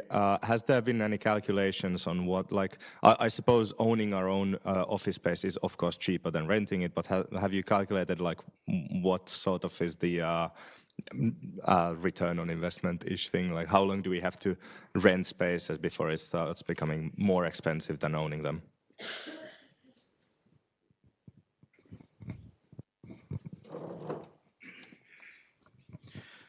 Well, if you look at Keto, now that we have it, it has been built and it has been paid. It is quite cost efficient to be there. If we were to build a new building, it would of course cost quite much money to build, but then like the annual use of money would be smaller because you would only have to pay for the maintenance fees. And renting spaces, for example, there was this Dipoli option looking at the costs depending on how many square meters we would get. It would be in the range of 200,000 to 400,000 a year for the rent. So it is quite much. However, if we would say that it would cost 5 million euros to build a new office building, then like we can get, if we leave it that to the investments, we can get quite good return for that money and use it to subsidize the rent cost. So it's not like super clear, and we have not like made that like we have not gone that far as of yet. And for example, in that option 1.2, which was asked, if we were to go with that, it would in any case probably mean that we would have a temporary office at rented spaces for some time before these new buildings would even be built. It will take. We are now starting with the Otokari 15, and before we get to the 11 or 19, it will probably take like 4 years, 5 years to begin building them even in the first place. So long-term plans, and yes, we have to calculate the costs, but this is more in the because there is also this this planning of having this party space, the Newsmökki in Otokari 11. It would cost in around 2.5 million euros is the estimate at this point. So not having to build that would then save quite much money if we can put the party space to somewhere which is like existing building and, for example, upstairs of Keto. So quite many moving parts, and yes, now we are like working towards to having a more clear picture and being able to show you maybe some drawings of some options with how to go forward. All right, thank you. Now vapaasti vasemmalla, and then Kytörengas again, and then vihreämpi Aalto. Erdem vapaasti vasemmalla. I don't know how feasible is this, but as an idea, I would like to see if we land on the idea of renovating Keto to be a student union building instead of outsourcing. It would be democratic and wise to channelize our own potential. We have amazing architectures here, art students. I'm a culture, I can't say much about those fancy buildings, but yeah, I think we should include, and they can contribute significantly this project. Thank you.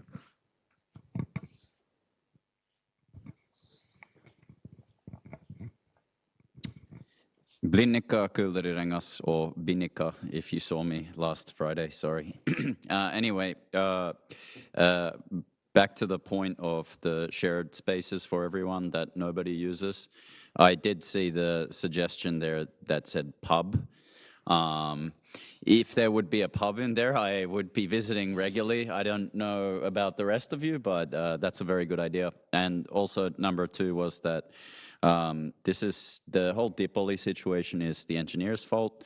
If they never screwed up that whole situation back in the 60s, we wouldn't be where we are right now. So thanks a lot, guys. Thank you. I have no further comments on this. Thanks. Thank you for added humor. Let's take vihreämpi Aalto, and then I'll close the discussion on the matter. Valkama vihreämpi Aalto.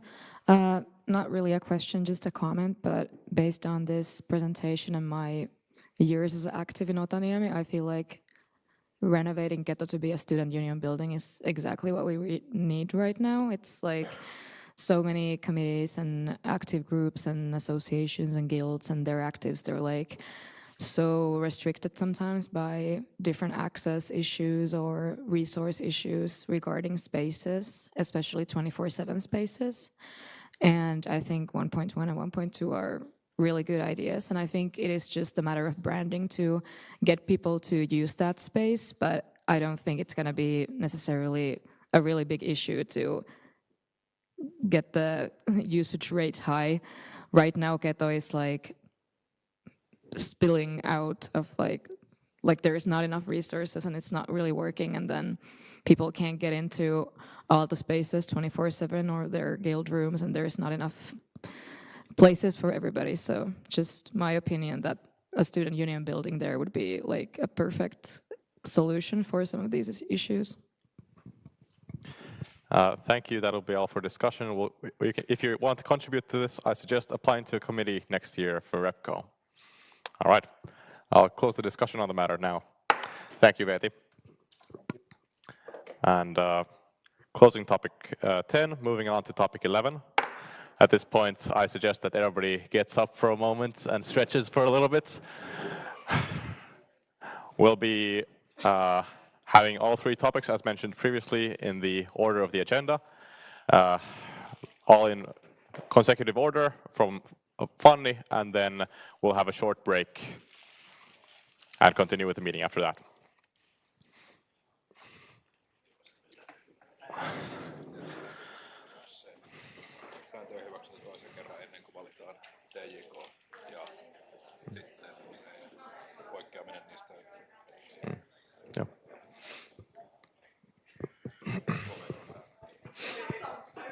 All right.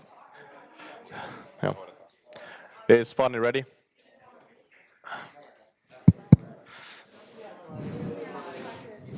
So we are ready with Fanny, yes. All right. Moving on with the meeting. Joo.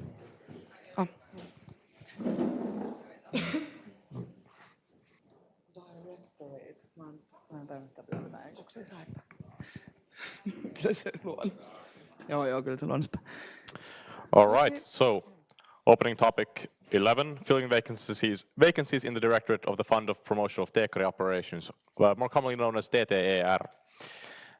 Section 5 of the TTER fund rules states that the Directorate consists of the chair and 6 other members.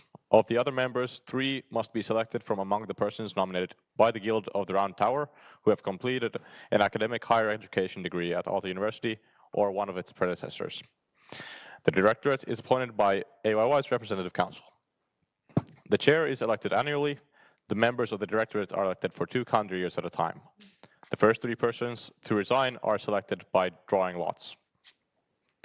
The same person must not be elected more than 3 times in succession by the Directorate.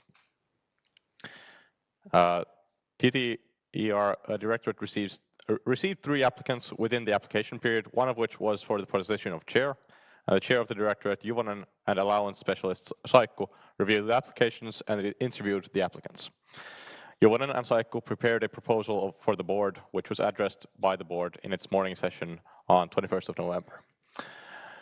Without further ado, go ahead, Fanny. Yes. Good evening, everyone. Great to see you here. Such a big number in the last REPCO meeting of the year. Sorry I came a bit late. Best of regards from Jukka Mäkelä. I was visiting his last reception, so I came from there. And he really... every time I have seen Jukka, he's like, the students are the best, and of course we are, but he's such a big-hearted guy for the students, so just wanted to say hi from him as well.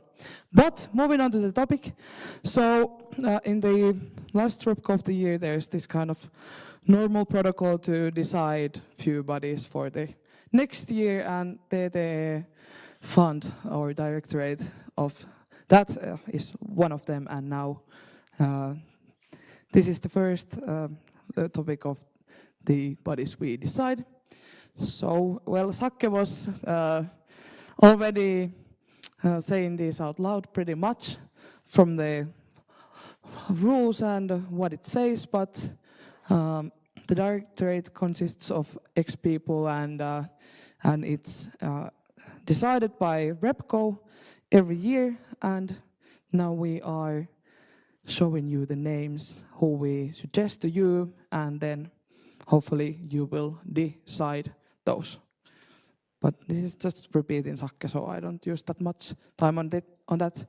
Current situation is that this composition, so So here you can see the names, and there are a few terms ending this year.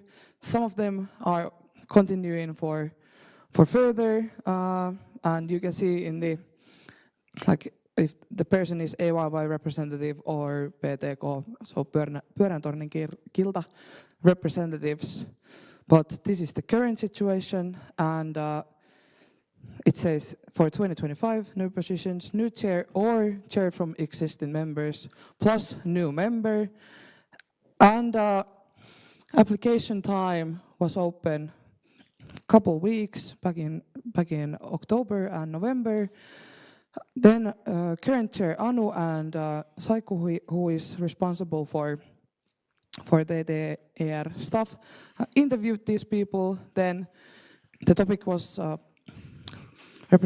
presented to the board a couple weeks back, and now we are here in the RepCo. And applications, so there were three applications, one for the chair and two for the member. And here you can see the suggestion.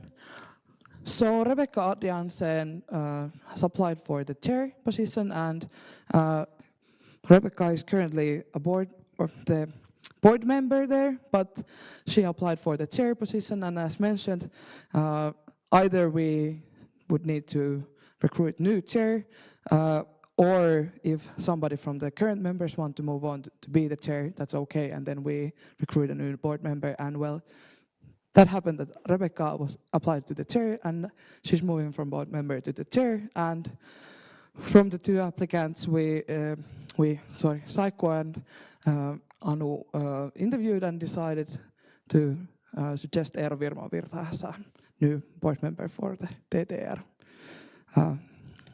Yeah. So that's basically it. Quite like December RepCo matters. But do you have any questions? Opening the floor for discussion. Any questions regarding the proposal for the directorate? I judge that there are no comments or questions. Closing the floor from discussion. All right. Closing point number 11 and moving on to topic number 18. The deviation from the Honorary Council regulation.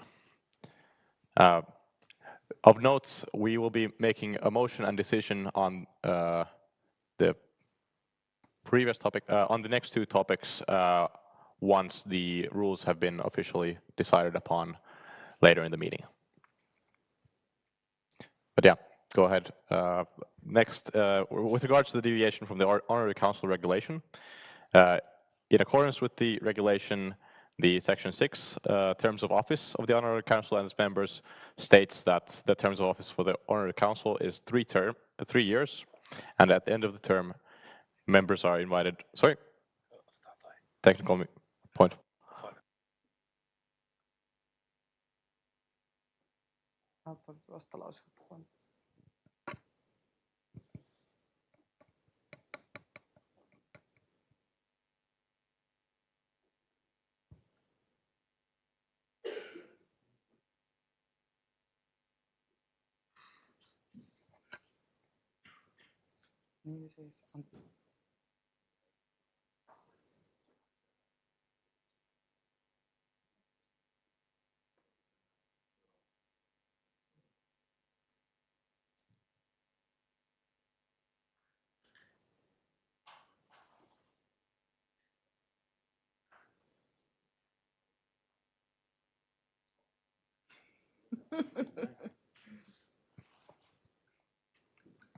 Apologies, there was some miscommunication here.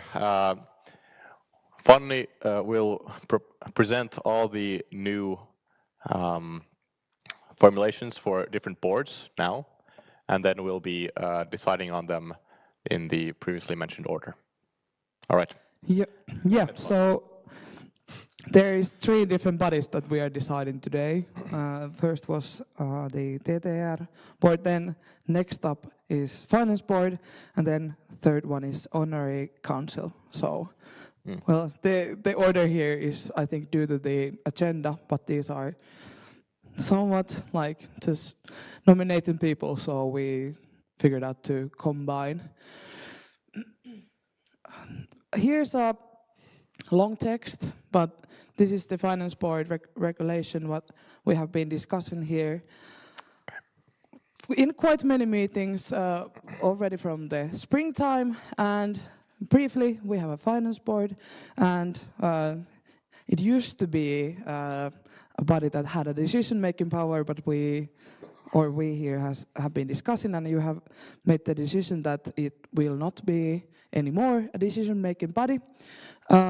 Additionally, the amount of members in finance board is increasing by, or there's a chance to increase the member amount of finance board by 2 specialist members, asiantuntijajäsen, and so on. But long text from the rules, and Antti will once more tell you about these rules, so I'm not focusing too much on those. But here are bolded the people or the persons that are, or we as a board suggest to you to approve as a finance board 2025. And finance board members have 2-year terms.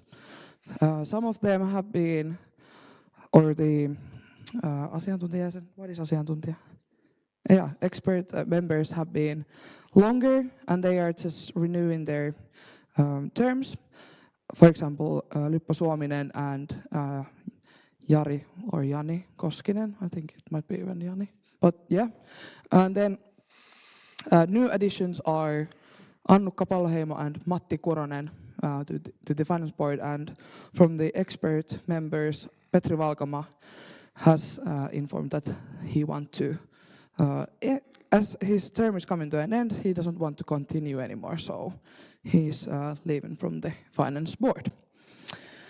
So these are the 4 expert members we are suggesting you to confirm to the finance board, and additionally there's 4 student representatives in the finance board, 2 chosen every year, one as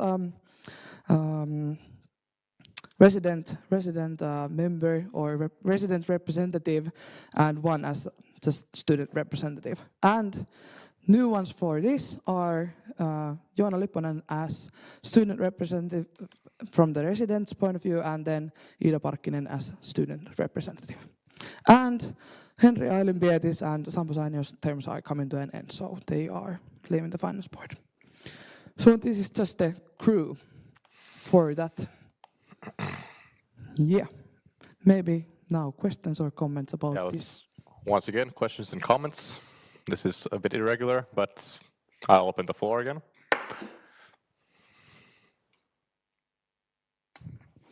Maybe I can add that there was 2 applicants from the student representatives, and then I think it was these 2 that now are there, but Joona got the resident representative position, so, or applied for that as well.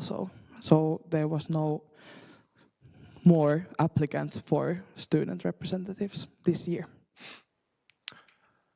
Thanks for the context. Does Antti still have something to add? A couple of words of our new expert members, if you will. Annukka Palheimo is a doctor of economics, and she has been working for tens of years in investment and finances, running almost 30 years her own company, Scandinavian Finance Research, SFR, before selling it and then retiring, but retirement did not suit her, so she returned to do research on finances and investment on, I'll have to check the new place. Just look at it, but forgot it already. but she is like the leading, one of the leading experts in investments, which is good because Lippo and Eva might not continue for that long anymore in the finance board, and they are our experts in investments at the moment. And Matti is an old chair of TKY and our expert in a building, because we are now starting the new building projects. He's been working for decades in the building industry and has served, for example, was it 8 years as our representative in the HOAS board. And both of them were eager and ready when called to service to come and help us. So most excellent expert members. Also most excellent student representatives as well.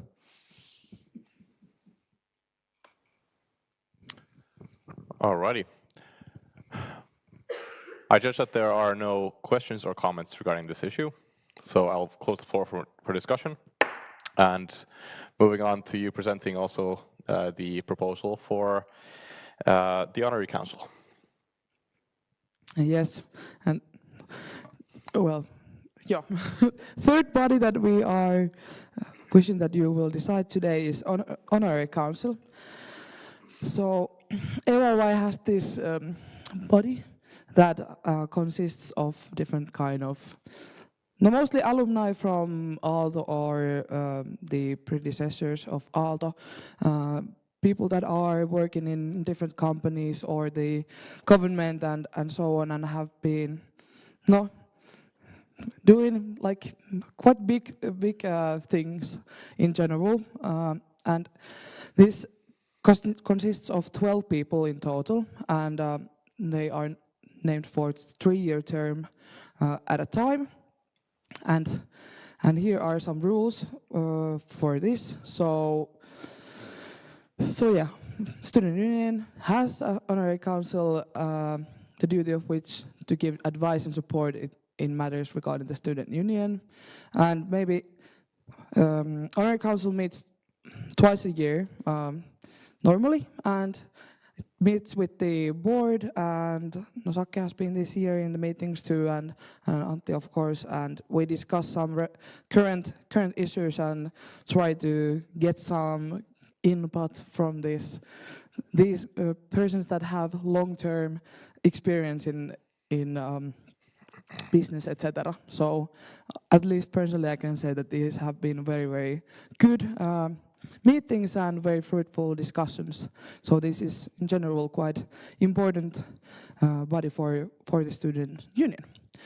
But how we nominate people? So RepCo decides the completion of honorary council based on proposal of the board. And it says also in connection with the completion, I don't know how to say that, but yeah, the board shall consult the continuity committee, financial committee, and the honorary council itself.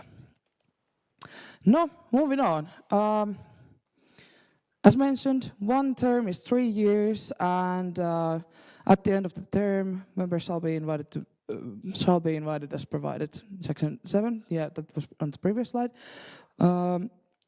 Also, it states in the regulation that maximum of half of the members of the honorary council shall change at the time, and at the end of the council's term of office, a member who has acted in the honorary council continuously for 3 years term may no longer continue as a member of the honorary council.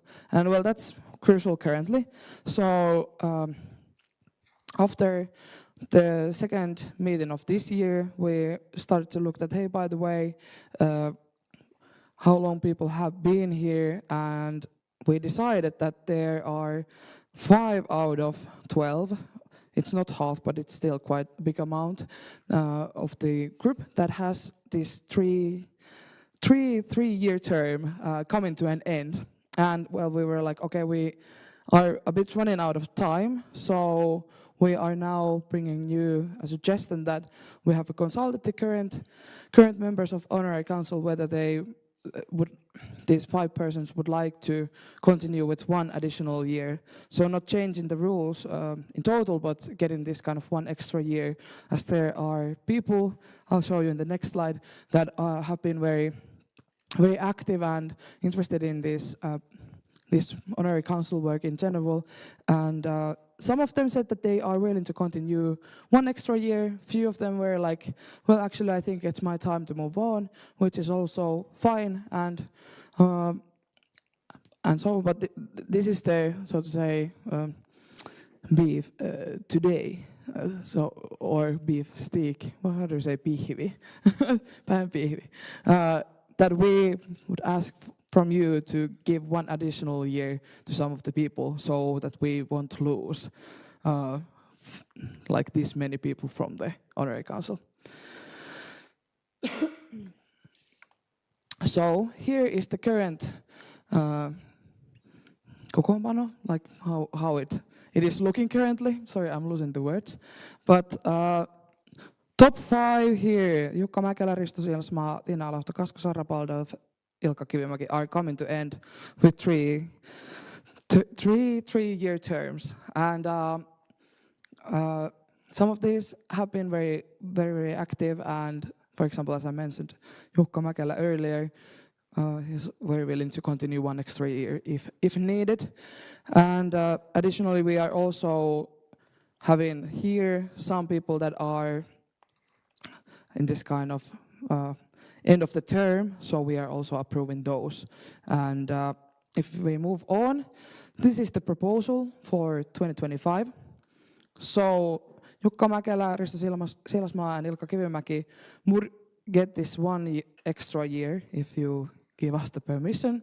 And then these people are continuing. Saara Hyrkkö and Mika Antonen are continuing to the 2nd term, but Linda Liukas, Tiina Alahto, Kasko Saripaldov and Eero Miettinen are wishing to step down and move on. Most of them were saying that they feel that it's time to give space for new peeps, and well, hopefully, and well, Sakke and Antti have a work to do in the beginning of the year to start to recruit new peeps for sure for this, but so that this group wouldn't be like very, very small, we are now asking for you to get one extra year. So yeah, basically this is it. Yes. All right, opening the floor for discussion once again. Antti, go ahead. Just as one more thing, Linda Liukas, as you can see, she's dropping out in the middle of her term, but that is because she's living in France now, so it's pretty difficult for her to attend our meetings. Thank you for the context. Any questions? Kytörengas. Palmqvist, Kyltäri-Rengas. I would just like to say that, in my opinion, the best attribute that we could look for in the candidates that are in the honorary council is their willingness to actually participate in the meetings. So granting them with additional years really good if they have indicated that they are willing to do the work for the community. That is way more important than recruiting some new fresh blood with big shoes and then they don't have the time or willingness to participate 100%. I can confirm that Jukka, Risto and Ilkka have been the most among the most active within these 2.5 years I've been here. And also maybe additionally, as there are now 4 people moving on from honorary council, of course, there's room for new ones. So if you come up with some good names, please propose. So we can, or Sakke and Antti can contact them. But some names are always welcome. And it can be anything. It can be a politician, it can be from the business, it can be from the government, whatever. So, yeah. Okay. Thank you for good comments, Palmqvist. I judge that there are no other comments or questions regarding this topic, so I will close the discussion. To make things clear, as this was a little bit unusual, I will next be reopening topic 11 for decision on the motion. Then I will be opening topic 16 as a conditional motion, depending on our acceptance of the second acceptance of the amendments to our constitution. And then I will be opening topics 18 and 19 consecutively for decisions. I'll give a short moment for everybody to consider them, but I will be presenting each topic shortly so that we know what we're talking about. And I apologize for how irregular this is. This is not how this thing should be going. Without further ado, I reopen topic 11, filling vacancies in the Directorate of the Fund for Promotion of Decorate Operations. And I motion that the Representative Council decides to appoint new members to replace the resigning members of the Directorate of TTEA Fund, to appoint the chair of the Directorate, and to establish the current composition in accordance with Appendix 11, which you can see here. I judge that the Representative Council is in favor. Päättäneen päätetty. Closing topic 11, moving on to topic 16. Filling vacancies in the Finance Board. As this was moments ago presented by Fanny, I'll shortly recount. And there's already been a first round of the Constitution in last Representative Council meeting, 10 out of 2024. And in this meeting, the changes to the rules were presented, and at that point there were no objections to the rules. Now I motion that the Representative Council would, apologies, I motion that the Representative Council appoints the Finance Board as presented for the term 2025, conditional on the second approval of the Constitution in topic number 15. I judge that the Representative Council is in favor. Päättäneen päätetty. Closing topic 16, moving on to topic 18. Deviation from the Honorary Council regulation. In accordance with the Honorary Council regulation, section 6, terms of office of the Honorary Council and its members, the terms of office of the Honorary Council is 3 years, at the end of which members are invited as provided in section 7. At the end of the Honorary Council term of office, the maximum of half of the members of the Honorary Council will change. And at the end of the Honorary Council's term of office, a member who has acted in Honorary Council continuously for 3 terms may no longer continue as a member of the Honorary Council. As the Honorary Council currently consists of 12 members, for 5 of these members, the 3rd-year term will end by the end of this year. Some of them have expressed their willingness, as is presented there, to continue serving on the Honorary Council, and they are among its most active members. The board proposes this one-time exemption from term limit to reduce the turnover within the Honorary Council. Additionally, the board proposes that the Honorary Council regulation be reviewed as part of the bylaw review process in 2025. As Fanny has just presented them, I propose that we do not have a discussion on the topic. I see no opposition. And now motion that the Representative Council grants the board the right to deviate from the entries in section 6 of the Honorary Council regulation as a one-time exemption. I judge that the Repco is in favor. Päättäneen päätty. Closing topic 18, moving on to topic 19. Filling the vacancies in the Honorary Council. And here we have the proposal. Proposal for the new Honorary Council with this exemption or deviation being accepted. And I propose that we do not have a discussion on the topic. I judge that the Repco is in favor. And I motion that the Representative Council decides to fill the vacancies in the Honorary Council. Päättäneen päätetty. Closing topic 19 and moving on to a short recess in our meeting.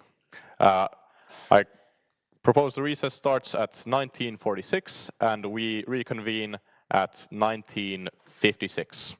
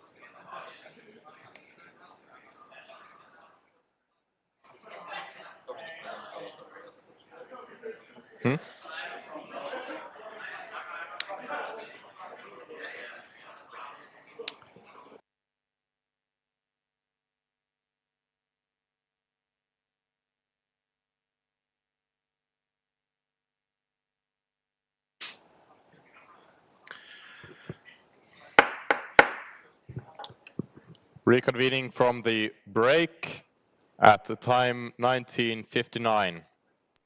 Opening topic 12, the plan of action for 2025. The plan of action is a document guiding AY's annual operations, and the representative council held preliminary debates on the plan of action in its meetings 8, 9, and 10 in 2024. Antti will be presenting it to us. Without further ado, Antti, go ahead. Thank you. In the last meeting, there were only a small amount of changes from the last, and this now is the same case. So we have changes in only 2 slides from what you saw last time, and if it's okay for you, I will first pick the changes up, and then if there is willingness to go this through more thoroughly, we can do it after that. So the changes end up into this development of the community sector slide. Not so much to change what we were after, more like to make it more uniform with the other plans. So, like what we tried to say the last time, now we are saying it more clearly.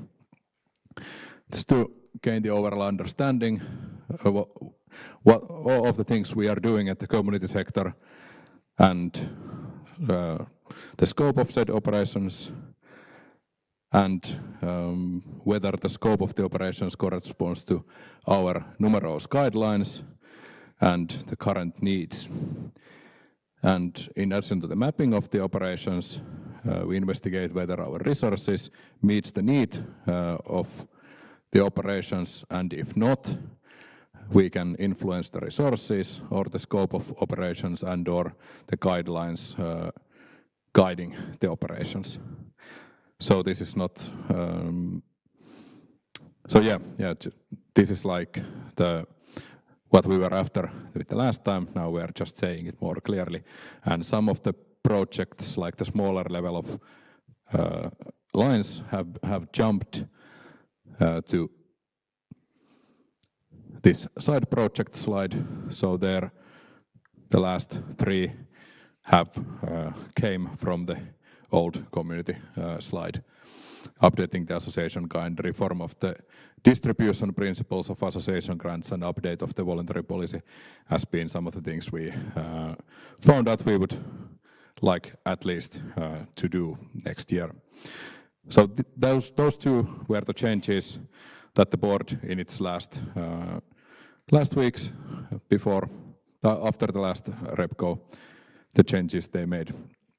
So now the question is, all of the other stuff is the same. In how much detail you want me to go the other stuff through once more, or do you remember or have read the other stuff in a way that we can move forward?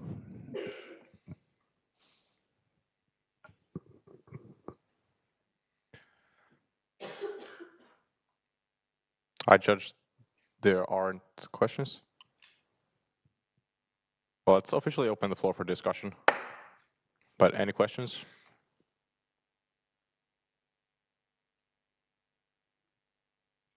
I judge there are none.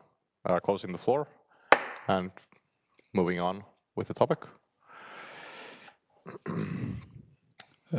Yeah, about the action plan, if there is no need to go through the rest of the slides or no need to discuss or ask questions, I don't use your time to show any more slides that you need to see. So if more questions on the other topics or on some, please now is time for it, but otherwise I think we can move on to the budget. All right, with these notes, thank you, Antti, for presenting this. I motion that the Representative Council approves AY's plan of action for 2025. Tänään päätetty. Closing topic 12, moving on to topic 13, budget for 2025. As many of you probably know, the budget is a document guiding AY's annual operations. Representative Council held a preliminary debate on the budget. Well, not official preliminary debate, but we had discussions in the 8th, 9th, and 10th meetings of the REPCO in 2024. Usually the Chief of Financial Operations is responsible for drafting the budget. However, since the CFO is about to change, the executive director has acted as deputy for the CFO. And currently the final form of the budget is now to be presented. Antti, go ahead. Yes, thank you. So first, about the process. Once again, my deepest apologies for not having these preliminary numbers with you in the last meeting. I hope you have time to look at them now between meetings once you finally got them to your hands. And to make this discussion easier, I have picked up the major changes that have happened in the numbers. I'll go them through first, and then we can look at like the other numbers with more detail. Most notable changes compared to this year and earlier years, we estimate, and it is not only an estimate, we already know, looking at the numbers from this year, there has been more revenue from the membership fee than we expected, which means that our number of members is increasing, and we estimate it to increase in such that the revenue would increase with about 57,000 euros. We will break 18,000 members in the next count, this next autumn. The biggest cost savings have been found from the rental facilities, eli kertavuokrattavista tiloista, because the cleaning costs have come way down thanks to a new contract with new cleaning company. So as far as we understood, the level or like the quality of the cleaning has been at least on the same level in the facilities, and the price is like tens of thousands of euros less when you like count it over the whole year. And still we saved only like the 14,000 euros from that, because at the same time the budget for small renovations and upgrades has tripled from 10,000 to 30,000. The same, we have used about 30,000 this year as well. So it was pretty clear that the one-time rental facilities, eli kertavuokratut tilat, was something that you wanted to invest and which the board wanted to invest more. So now it has been, even at the same time when we were able to find cost savings, we have also implemented quite large increase on possibility to make the spaces better. Raise in personnel costs are mostly due to general increase in salaries in this like työehtosopimusten yleiskorotukset, which are work contracts which happen every year. We cannot do anything about it. It might be 2-3 more %. Let's see. We have counted with I think 3 if I don't remember incorrectly. And in addition to that, there has been 2 changes. The board fees have been raised by 75 euros per board member per month, except not for the chair of the board, and that ends up being about 8,000 euros. And the English translator Johanna, she was made full-time employee already in 23, but the budget for 24 was out of date, so that 25,000 increase is not exactly like increase in spending. It is just fixing the budget to show the real-time situation. Better health coverage for the board. It is not exactly the same than the health coverage for the employees, but it's on the same level. It is a bit different technical implementation of the same thing, but estimated cost is about 5,000 euros. We have this method we use to count, which is as complicated as 500 euros per person. It has been just about okay in earlier years, so we use the same for the board. It could be more, it could be less, depending on whether people are more or less sick. It's the same than with the employees. One-time increase to strategy money allocation to cover facilities action plan project, eli että niihin tilojen kehittämiseen vielä pystytään enemmän panostamaan, so that we can do even more like planning with the spaces, and for example the project that Veeti, like the slides that Veeti showed up, that we can then make like the actual plans to show you it costs money, and this extra allocation has been reserved for that. In community, the volunteers have received about 12,000 more, both to fight inflation and to we understand that with the updated ecological guidelines transferring to plant-based and fair trade products more heavily means that some of the prices will go up most likely, and to compensate that we have granted them more money. And this was compensated, so it doesn't, when you look at the numbers, it does not look like that much of an increase. That is because some part of the Espoo deal or the Espoo grant that has gone to administration will now go to volunteers, and we will do in the administration without it. IT costs are up about 9,000 euros because of the IT support outsourcing. However, we have 0 civil servants in IT, which in the long run saves about 20,000 euros yearly or annually. And in finances, the 10,000 euros, which affects like my side or the organization side of the budget. And that's a compensate to optimistic budget in 2024. And the last thing I will ask ex-CFO Monika. I received the answer today, and there is quite some increase.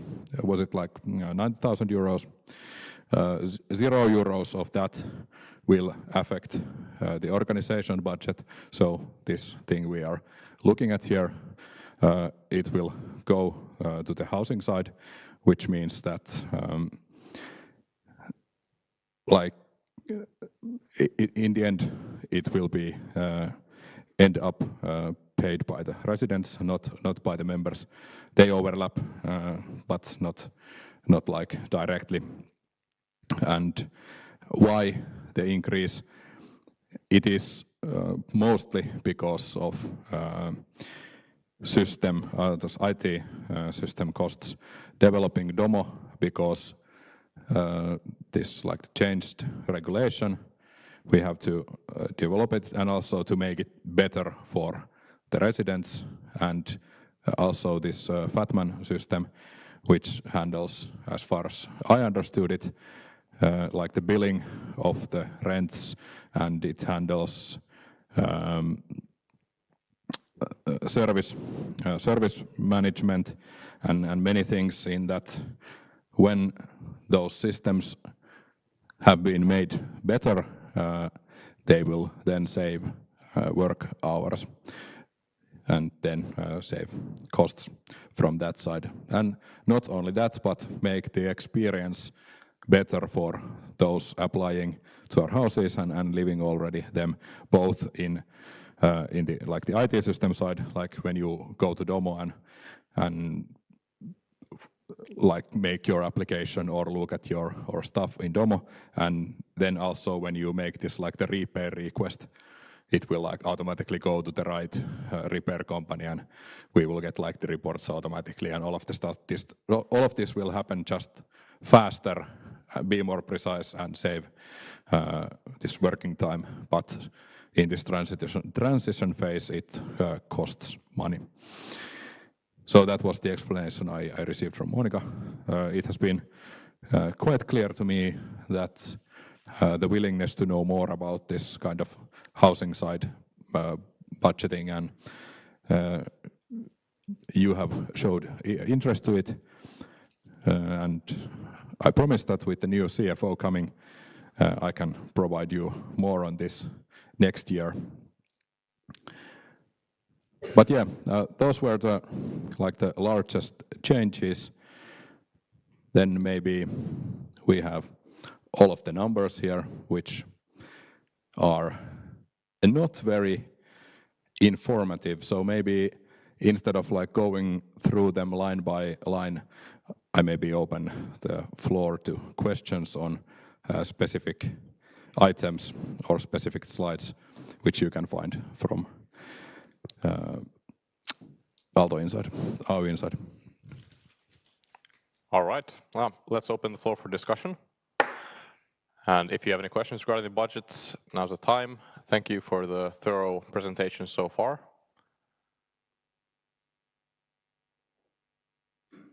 Vihreämpi Aalto.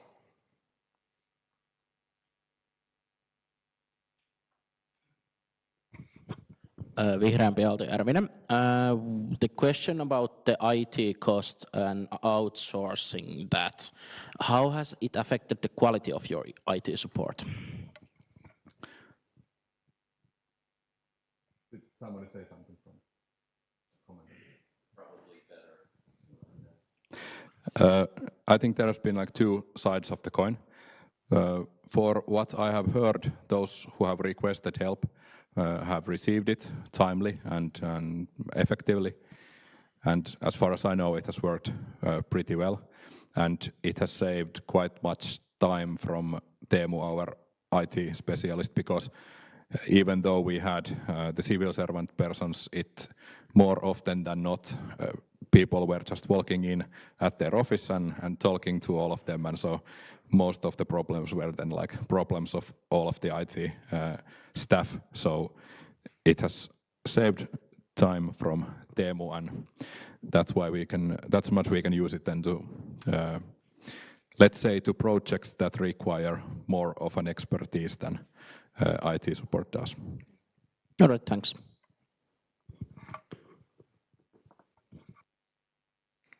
Tiihonen.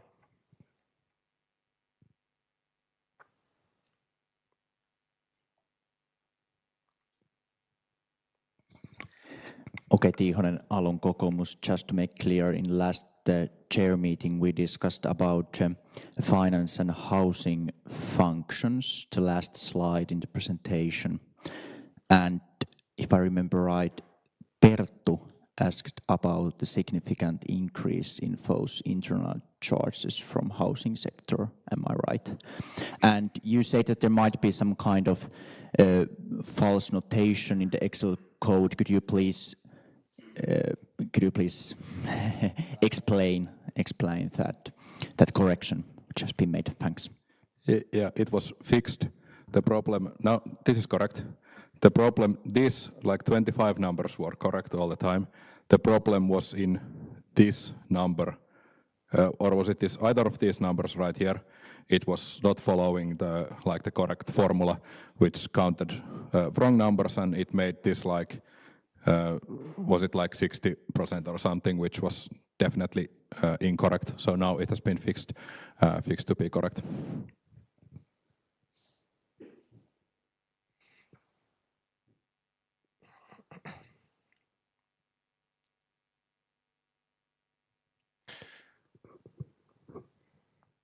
I judge that there are no further questions regarding the budget, and at this time I'll close discussion on the topic.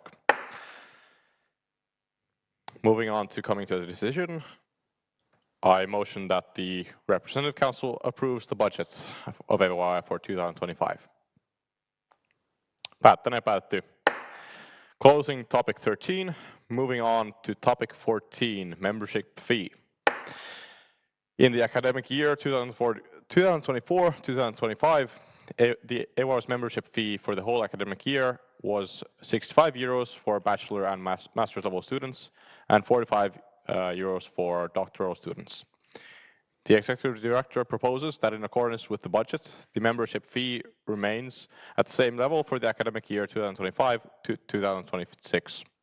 Thus, the membership fee for one academic year for bachelor and master's level students would be for one academic term, yes, indeed, 32 euros for autumn and 33 euros for spring.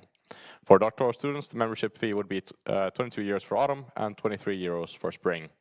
In accordance with Section 38 of the Student Union's Constitution, the membership fees are sent to the Aalto President for confirmation after the Representative Council decision. My understanding is that President has approved these changes.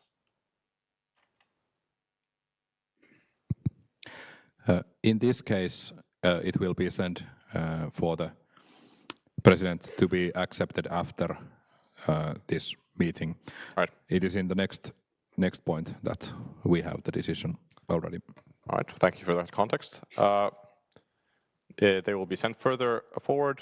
Is there any questions or concerns regarding this topic? Pretty self-explanatory, keeping costs the same. Opening the floor for discussion. Kulttuurirengas. Linnikka Kulttuurirengas, I just wanted to point out that one of our members left at 1946 and just checking that it was noted, that's all. Sorry, I forgot to mention. Right. What's the name of the representative?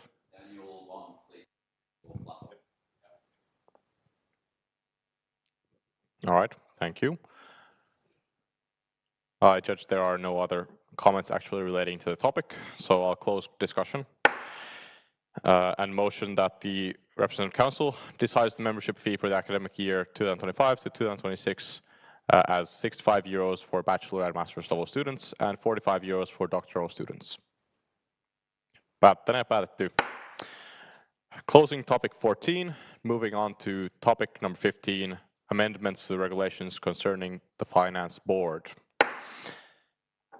In REPCO meeting 9 out of 2024, the Representative Council was presented with amendments to the regulations concerning the Finance Board, and amendments to the administrative and economic regulations were approved at the meeting 10 out of 2024. At the same meeting, amendments to the Constitution were approved for the first time, and now the amendments to the Constitution are brought to the second discussion as required by the Constitution. In the appendix, you can see that the amendments to the Constitution concern sections 4, 13, 33, and 34.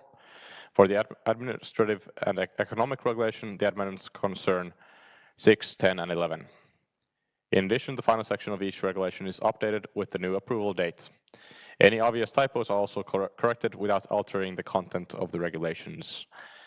I motion that the Council approves the amendments for a second time to sections 4, 13, 33, and 34 of AYY's Constitution. If there is any desire for discussion, I would like that takes place now. Antti, maybe some context. And in this case, once this is approved, also the conditional approval of filling the vacancies financial board will also finally be approved through this. Yeah, I'm trying to show it. Technique, please work. Well, it doesn't want to. But I have also the Ilkka Niemelä, the headmaster or rector of the Aalto-University, has signed the document saying that he approves with the rules as long as you accept them the second time in this meeting. So the new rules will come into force immediately after you have decided to accept them for the second time. All right, with this context, I shall open the floor for discussion. I judge there are no comments or questions, and close the discussion. With this, I motion that the Representative Council approves for the second time the amendments made to Section 4, 13, 33, and 34 of AOI's Constitution, and with this also further approves the conditional motion previously in topic 16 of the meeting. Päättäneen ja päätetty. Closing topic number 15, moving on to topic number 17, Otakaari 15 project funding. In previous meeting 10 out of 2024, the RepCo decided to advance the Otakaari 15 project to construction phase, in accordance with the decision of the Representative Council in meeting 8 out of 2022. The Representative Council must address project funding for each housing project separately. After the meeting, previous meeting, AOI has received a favorable decision for Otakaari 15 interest subsidy loan, that is the so-called ARA loan, allowing project funding to be brought to the Representative Council for approval. The Finance Board discussed the matter in its meeting on 3rd of December. Antti will shortly present the topic, and go ahead, please. Thank you. Yes, as said, we would have to accept the project funding as a different point in RepCo. And now we have the acceptance from the ARA that a good project, you can get 95% of the project money as the ARA loan. Most excellent, go forward and build a new building. And that's what we are doing here. I have a new motion. Technically, this just to make it a bit more clear on like the funding part. It's a two-part thing. First, this funding on like the basic project funding based on the ARA loan is exactly the thing we have been talking all the time. So 95% will be funded by ARA and 5% by us, and we have paid the 5% already in the preliminary fees and the design fees. So when you look at the end of the project, we have already paid the part we are going to pay, and the rest will be ARA loan that will be then in the end paid back in the rents of the people living there. However, I would like you to approve a bit more, and the bit more is that the two earlier building projects we have made have been on rental plots, vuokratonteille. But now we are buying the plots, which is in a way better, that it will then be ours to do as we please, which is great. But we have to buy the plots before we can start building, and we get the ARA loan rules are such that when 10% of the building is ready, you get 10% of the loan. So now that we have to first buy the plots, we have to wait for some time before we can take in the ARA loan money. So in the meanwhile, we would ask for your permission to temporarily either take a separate loan or use the investment funds temporarily to make sure that we have enough liquid cash to continue with the project. We are talking about a couple of millions for at maximum a couple of years. Sounds like a lot of money, but when you compare it to the size of the whole project and the size of investment funds, it is not that much. It's funny now, like talking with in the last slide, there was like 1,000 euros there and 2,000 there, and now this is like a couple of millions. But yeah, this is money we can certainly get back. It is just to make sure that we have enough liquid cash at the start of the project when we need it to make sure that the building goes forward without a hitch. All right, thank you for the explanations. I'll open the floor for discussions and questions now. I judge there are no questions or comments. Closing discussion. Thank you, Antti. I motion that the Representative Council approves the project funding for Optagata 15 and authorizes AY office to take any necessary measures and make decisions required to implement the project funding.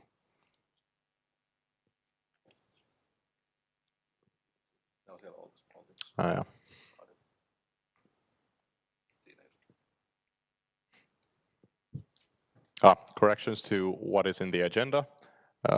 A bit of a different formulation, being that the motion is that the Representative Council decides to authorize AY's office to raise a separate loan if necessary, or to use investment funds temporarily according to what is more appropriate for the project in order to secure the funding of the Optagata 15 project. So this is slightly more exact wording than what is on the agenda that was posted in the meeting invite.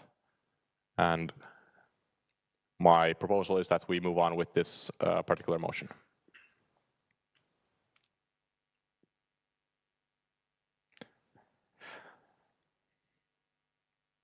Päätetty. Closing topic 17, moving on to topic number 20, which was approved to the agenda at the start of the meeting. That being auditing, choosing the auditing firm for year 2025. Section 12 of the rules of Aalto-Yliopiston Student Union stipulates that in the duties of the Representative Council is that the Representative Council elects the Student Union's auditing firm. In addition, Section 40 of the rule stipulates that an auditing firm approved by the Finland Chamber of Commerce shall be elected for each financial year to audit the financial accounting, financial statements, and administration of the Student Union. This is, to my understanding, remain the same, but Antti can explain further. I promised you 30 seconds. KPMG, fine. Let's continue with them. Opening the floor for discussion. Questions, comments? Seems that there's approval. Closing the discussion. I motion that the Representative Council decide to elect KPMG as the Student Union's auditing firm for 2025. Päätetty. Closing topic 20, moving on to topic 21, other business. As notes before opening discussion, Repco merch will be coming around at the start of the year. We'll be setting up a form for those interested and releasing it in an email. This will be giving also further information on that when that is coming up.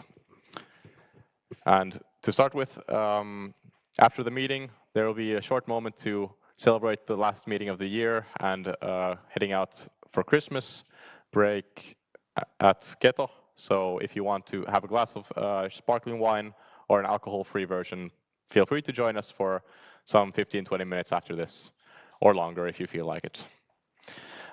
Now I'll open the floor for discussion. Järvinen.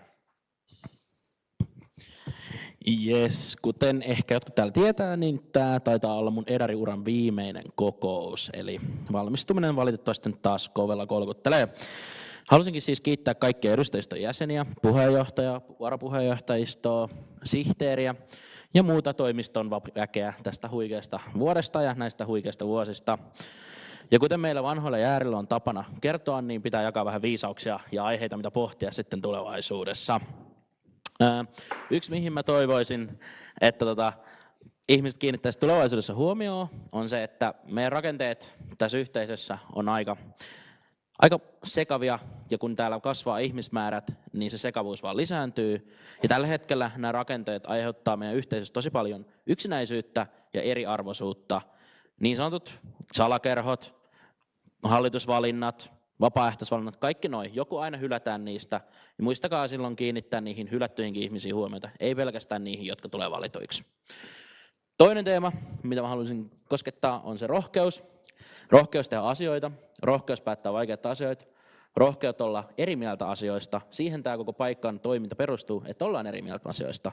Ja siitä ylioppilasliike muistetaan. Ei se ole ne pienet päätökset, mitä tehdään päivittäin, vaan ne isot.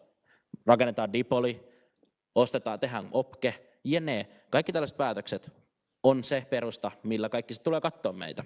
Ja siihen pitää olla rohkea. Mutta että voi olla rohkea, pitää myös olla läpinäkyvyyttä. Mä toivoisin, että meidän toiminta voisi olla läpinäkyvää, että me uskalletaan olla rohkeita ja seisoa suoralla sedällä meidän päätöksen takana. Aina se ei toteudu, mutta toivottavasti siinä yritetään parhaamme. Kiitos kaikille ja tsemppiä teille opintoihin. Toivottavasti tekin joskus valmistutte. Kiitos.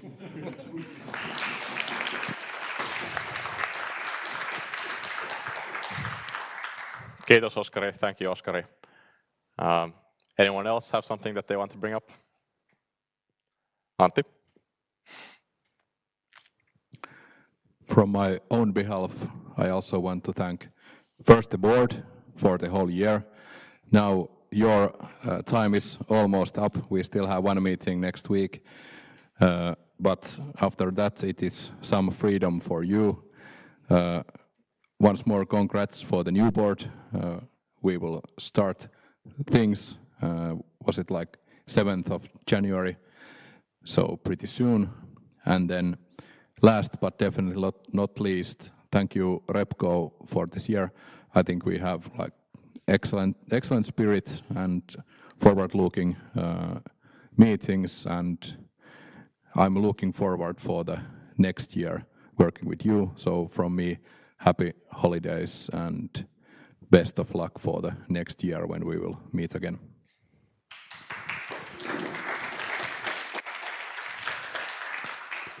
Tjykylete.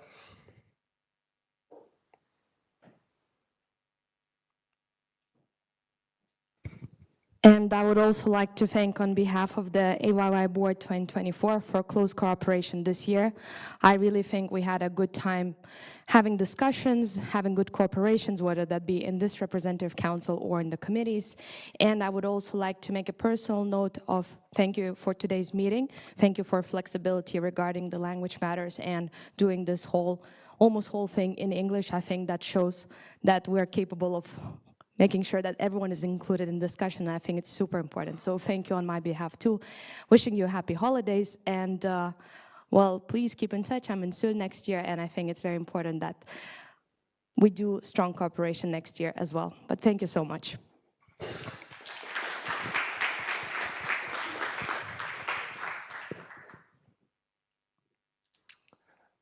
Lidikka. Yeah, now it's in English, so I can just fucking say what I want, eh? Been in the Repco for 3 years now. I think this year was the best one yet. Not that it was, you know, the most exciting or anything like that. It's always the most exciting. But I think that the chair of the Repco and the vice chairs and also the board did a really good job presenting information in a timely manner.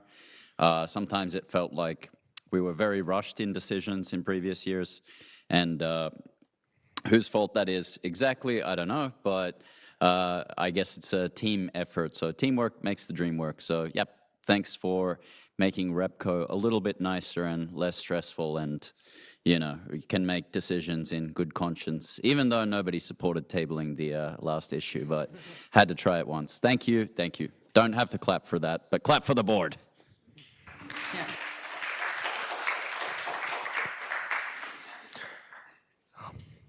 All right. Thank you for all comments and bringing up all these topics. I think throughout the year, I've refrained from taking you hostage and wasting your time with any personal notes, but maybe as this is my last meeting as Repco chair, that may be allowed for just a moment. My entire time in Otaniemi, I've spent all my active life as in the song, fun and culture sections all throughout, and this 1 year in the more administrative side of AYY has definitely been interesting and definitely a slippery slope. I expected this to be my last and final role anywhere in active life here in Otaniemi, but things change and you get excited about things that you do, and that's what happened to me, and I'm very grateful for the opportunity to work as chair next year in the AYY board. But without anything else, I just want to thank everybody for the year. It's been a blast, and definitely I've been surprised about how easy it's been to manage with all you guys and how cooperative everybody has been with everything. And I think I'm looking really forward to next year and how good it'll be as well with this year's like basis. Thank you.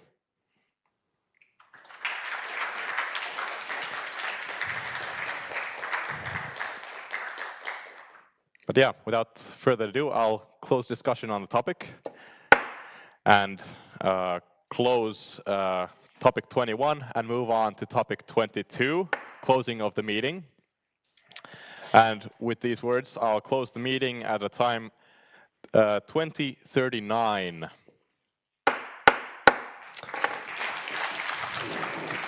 Oh.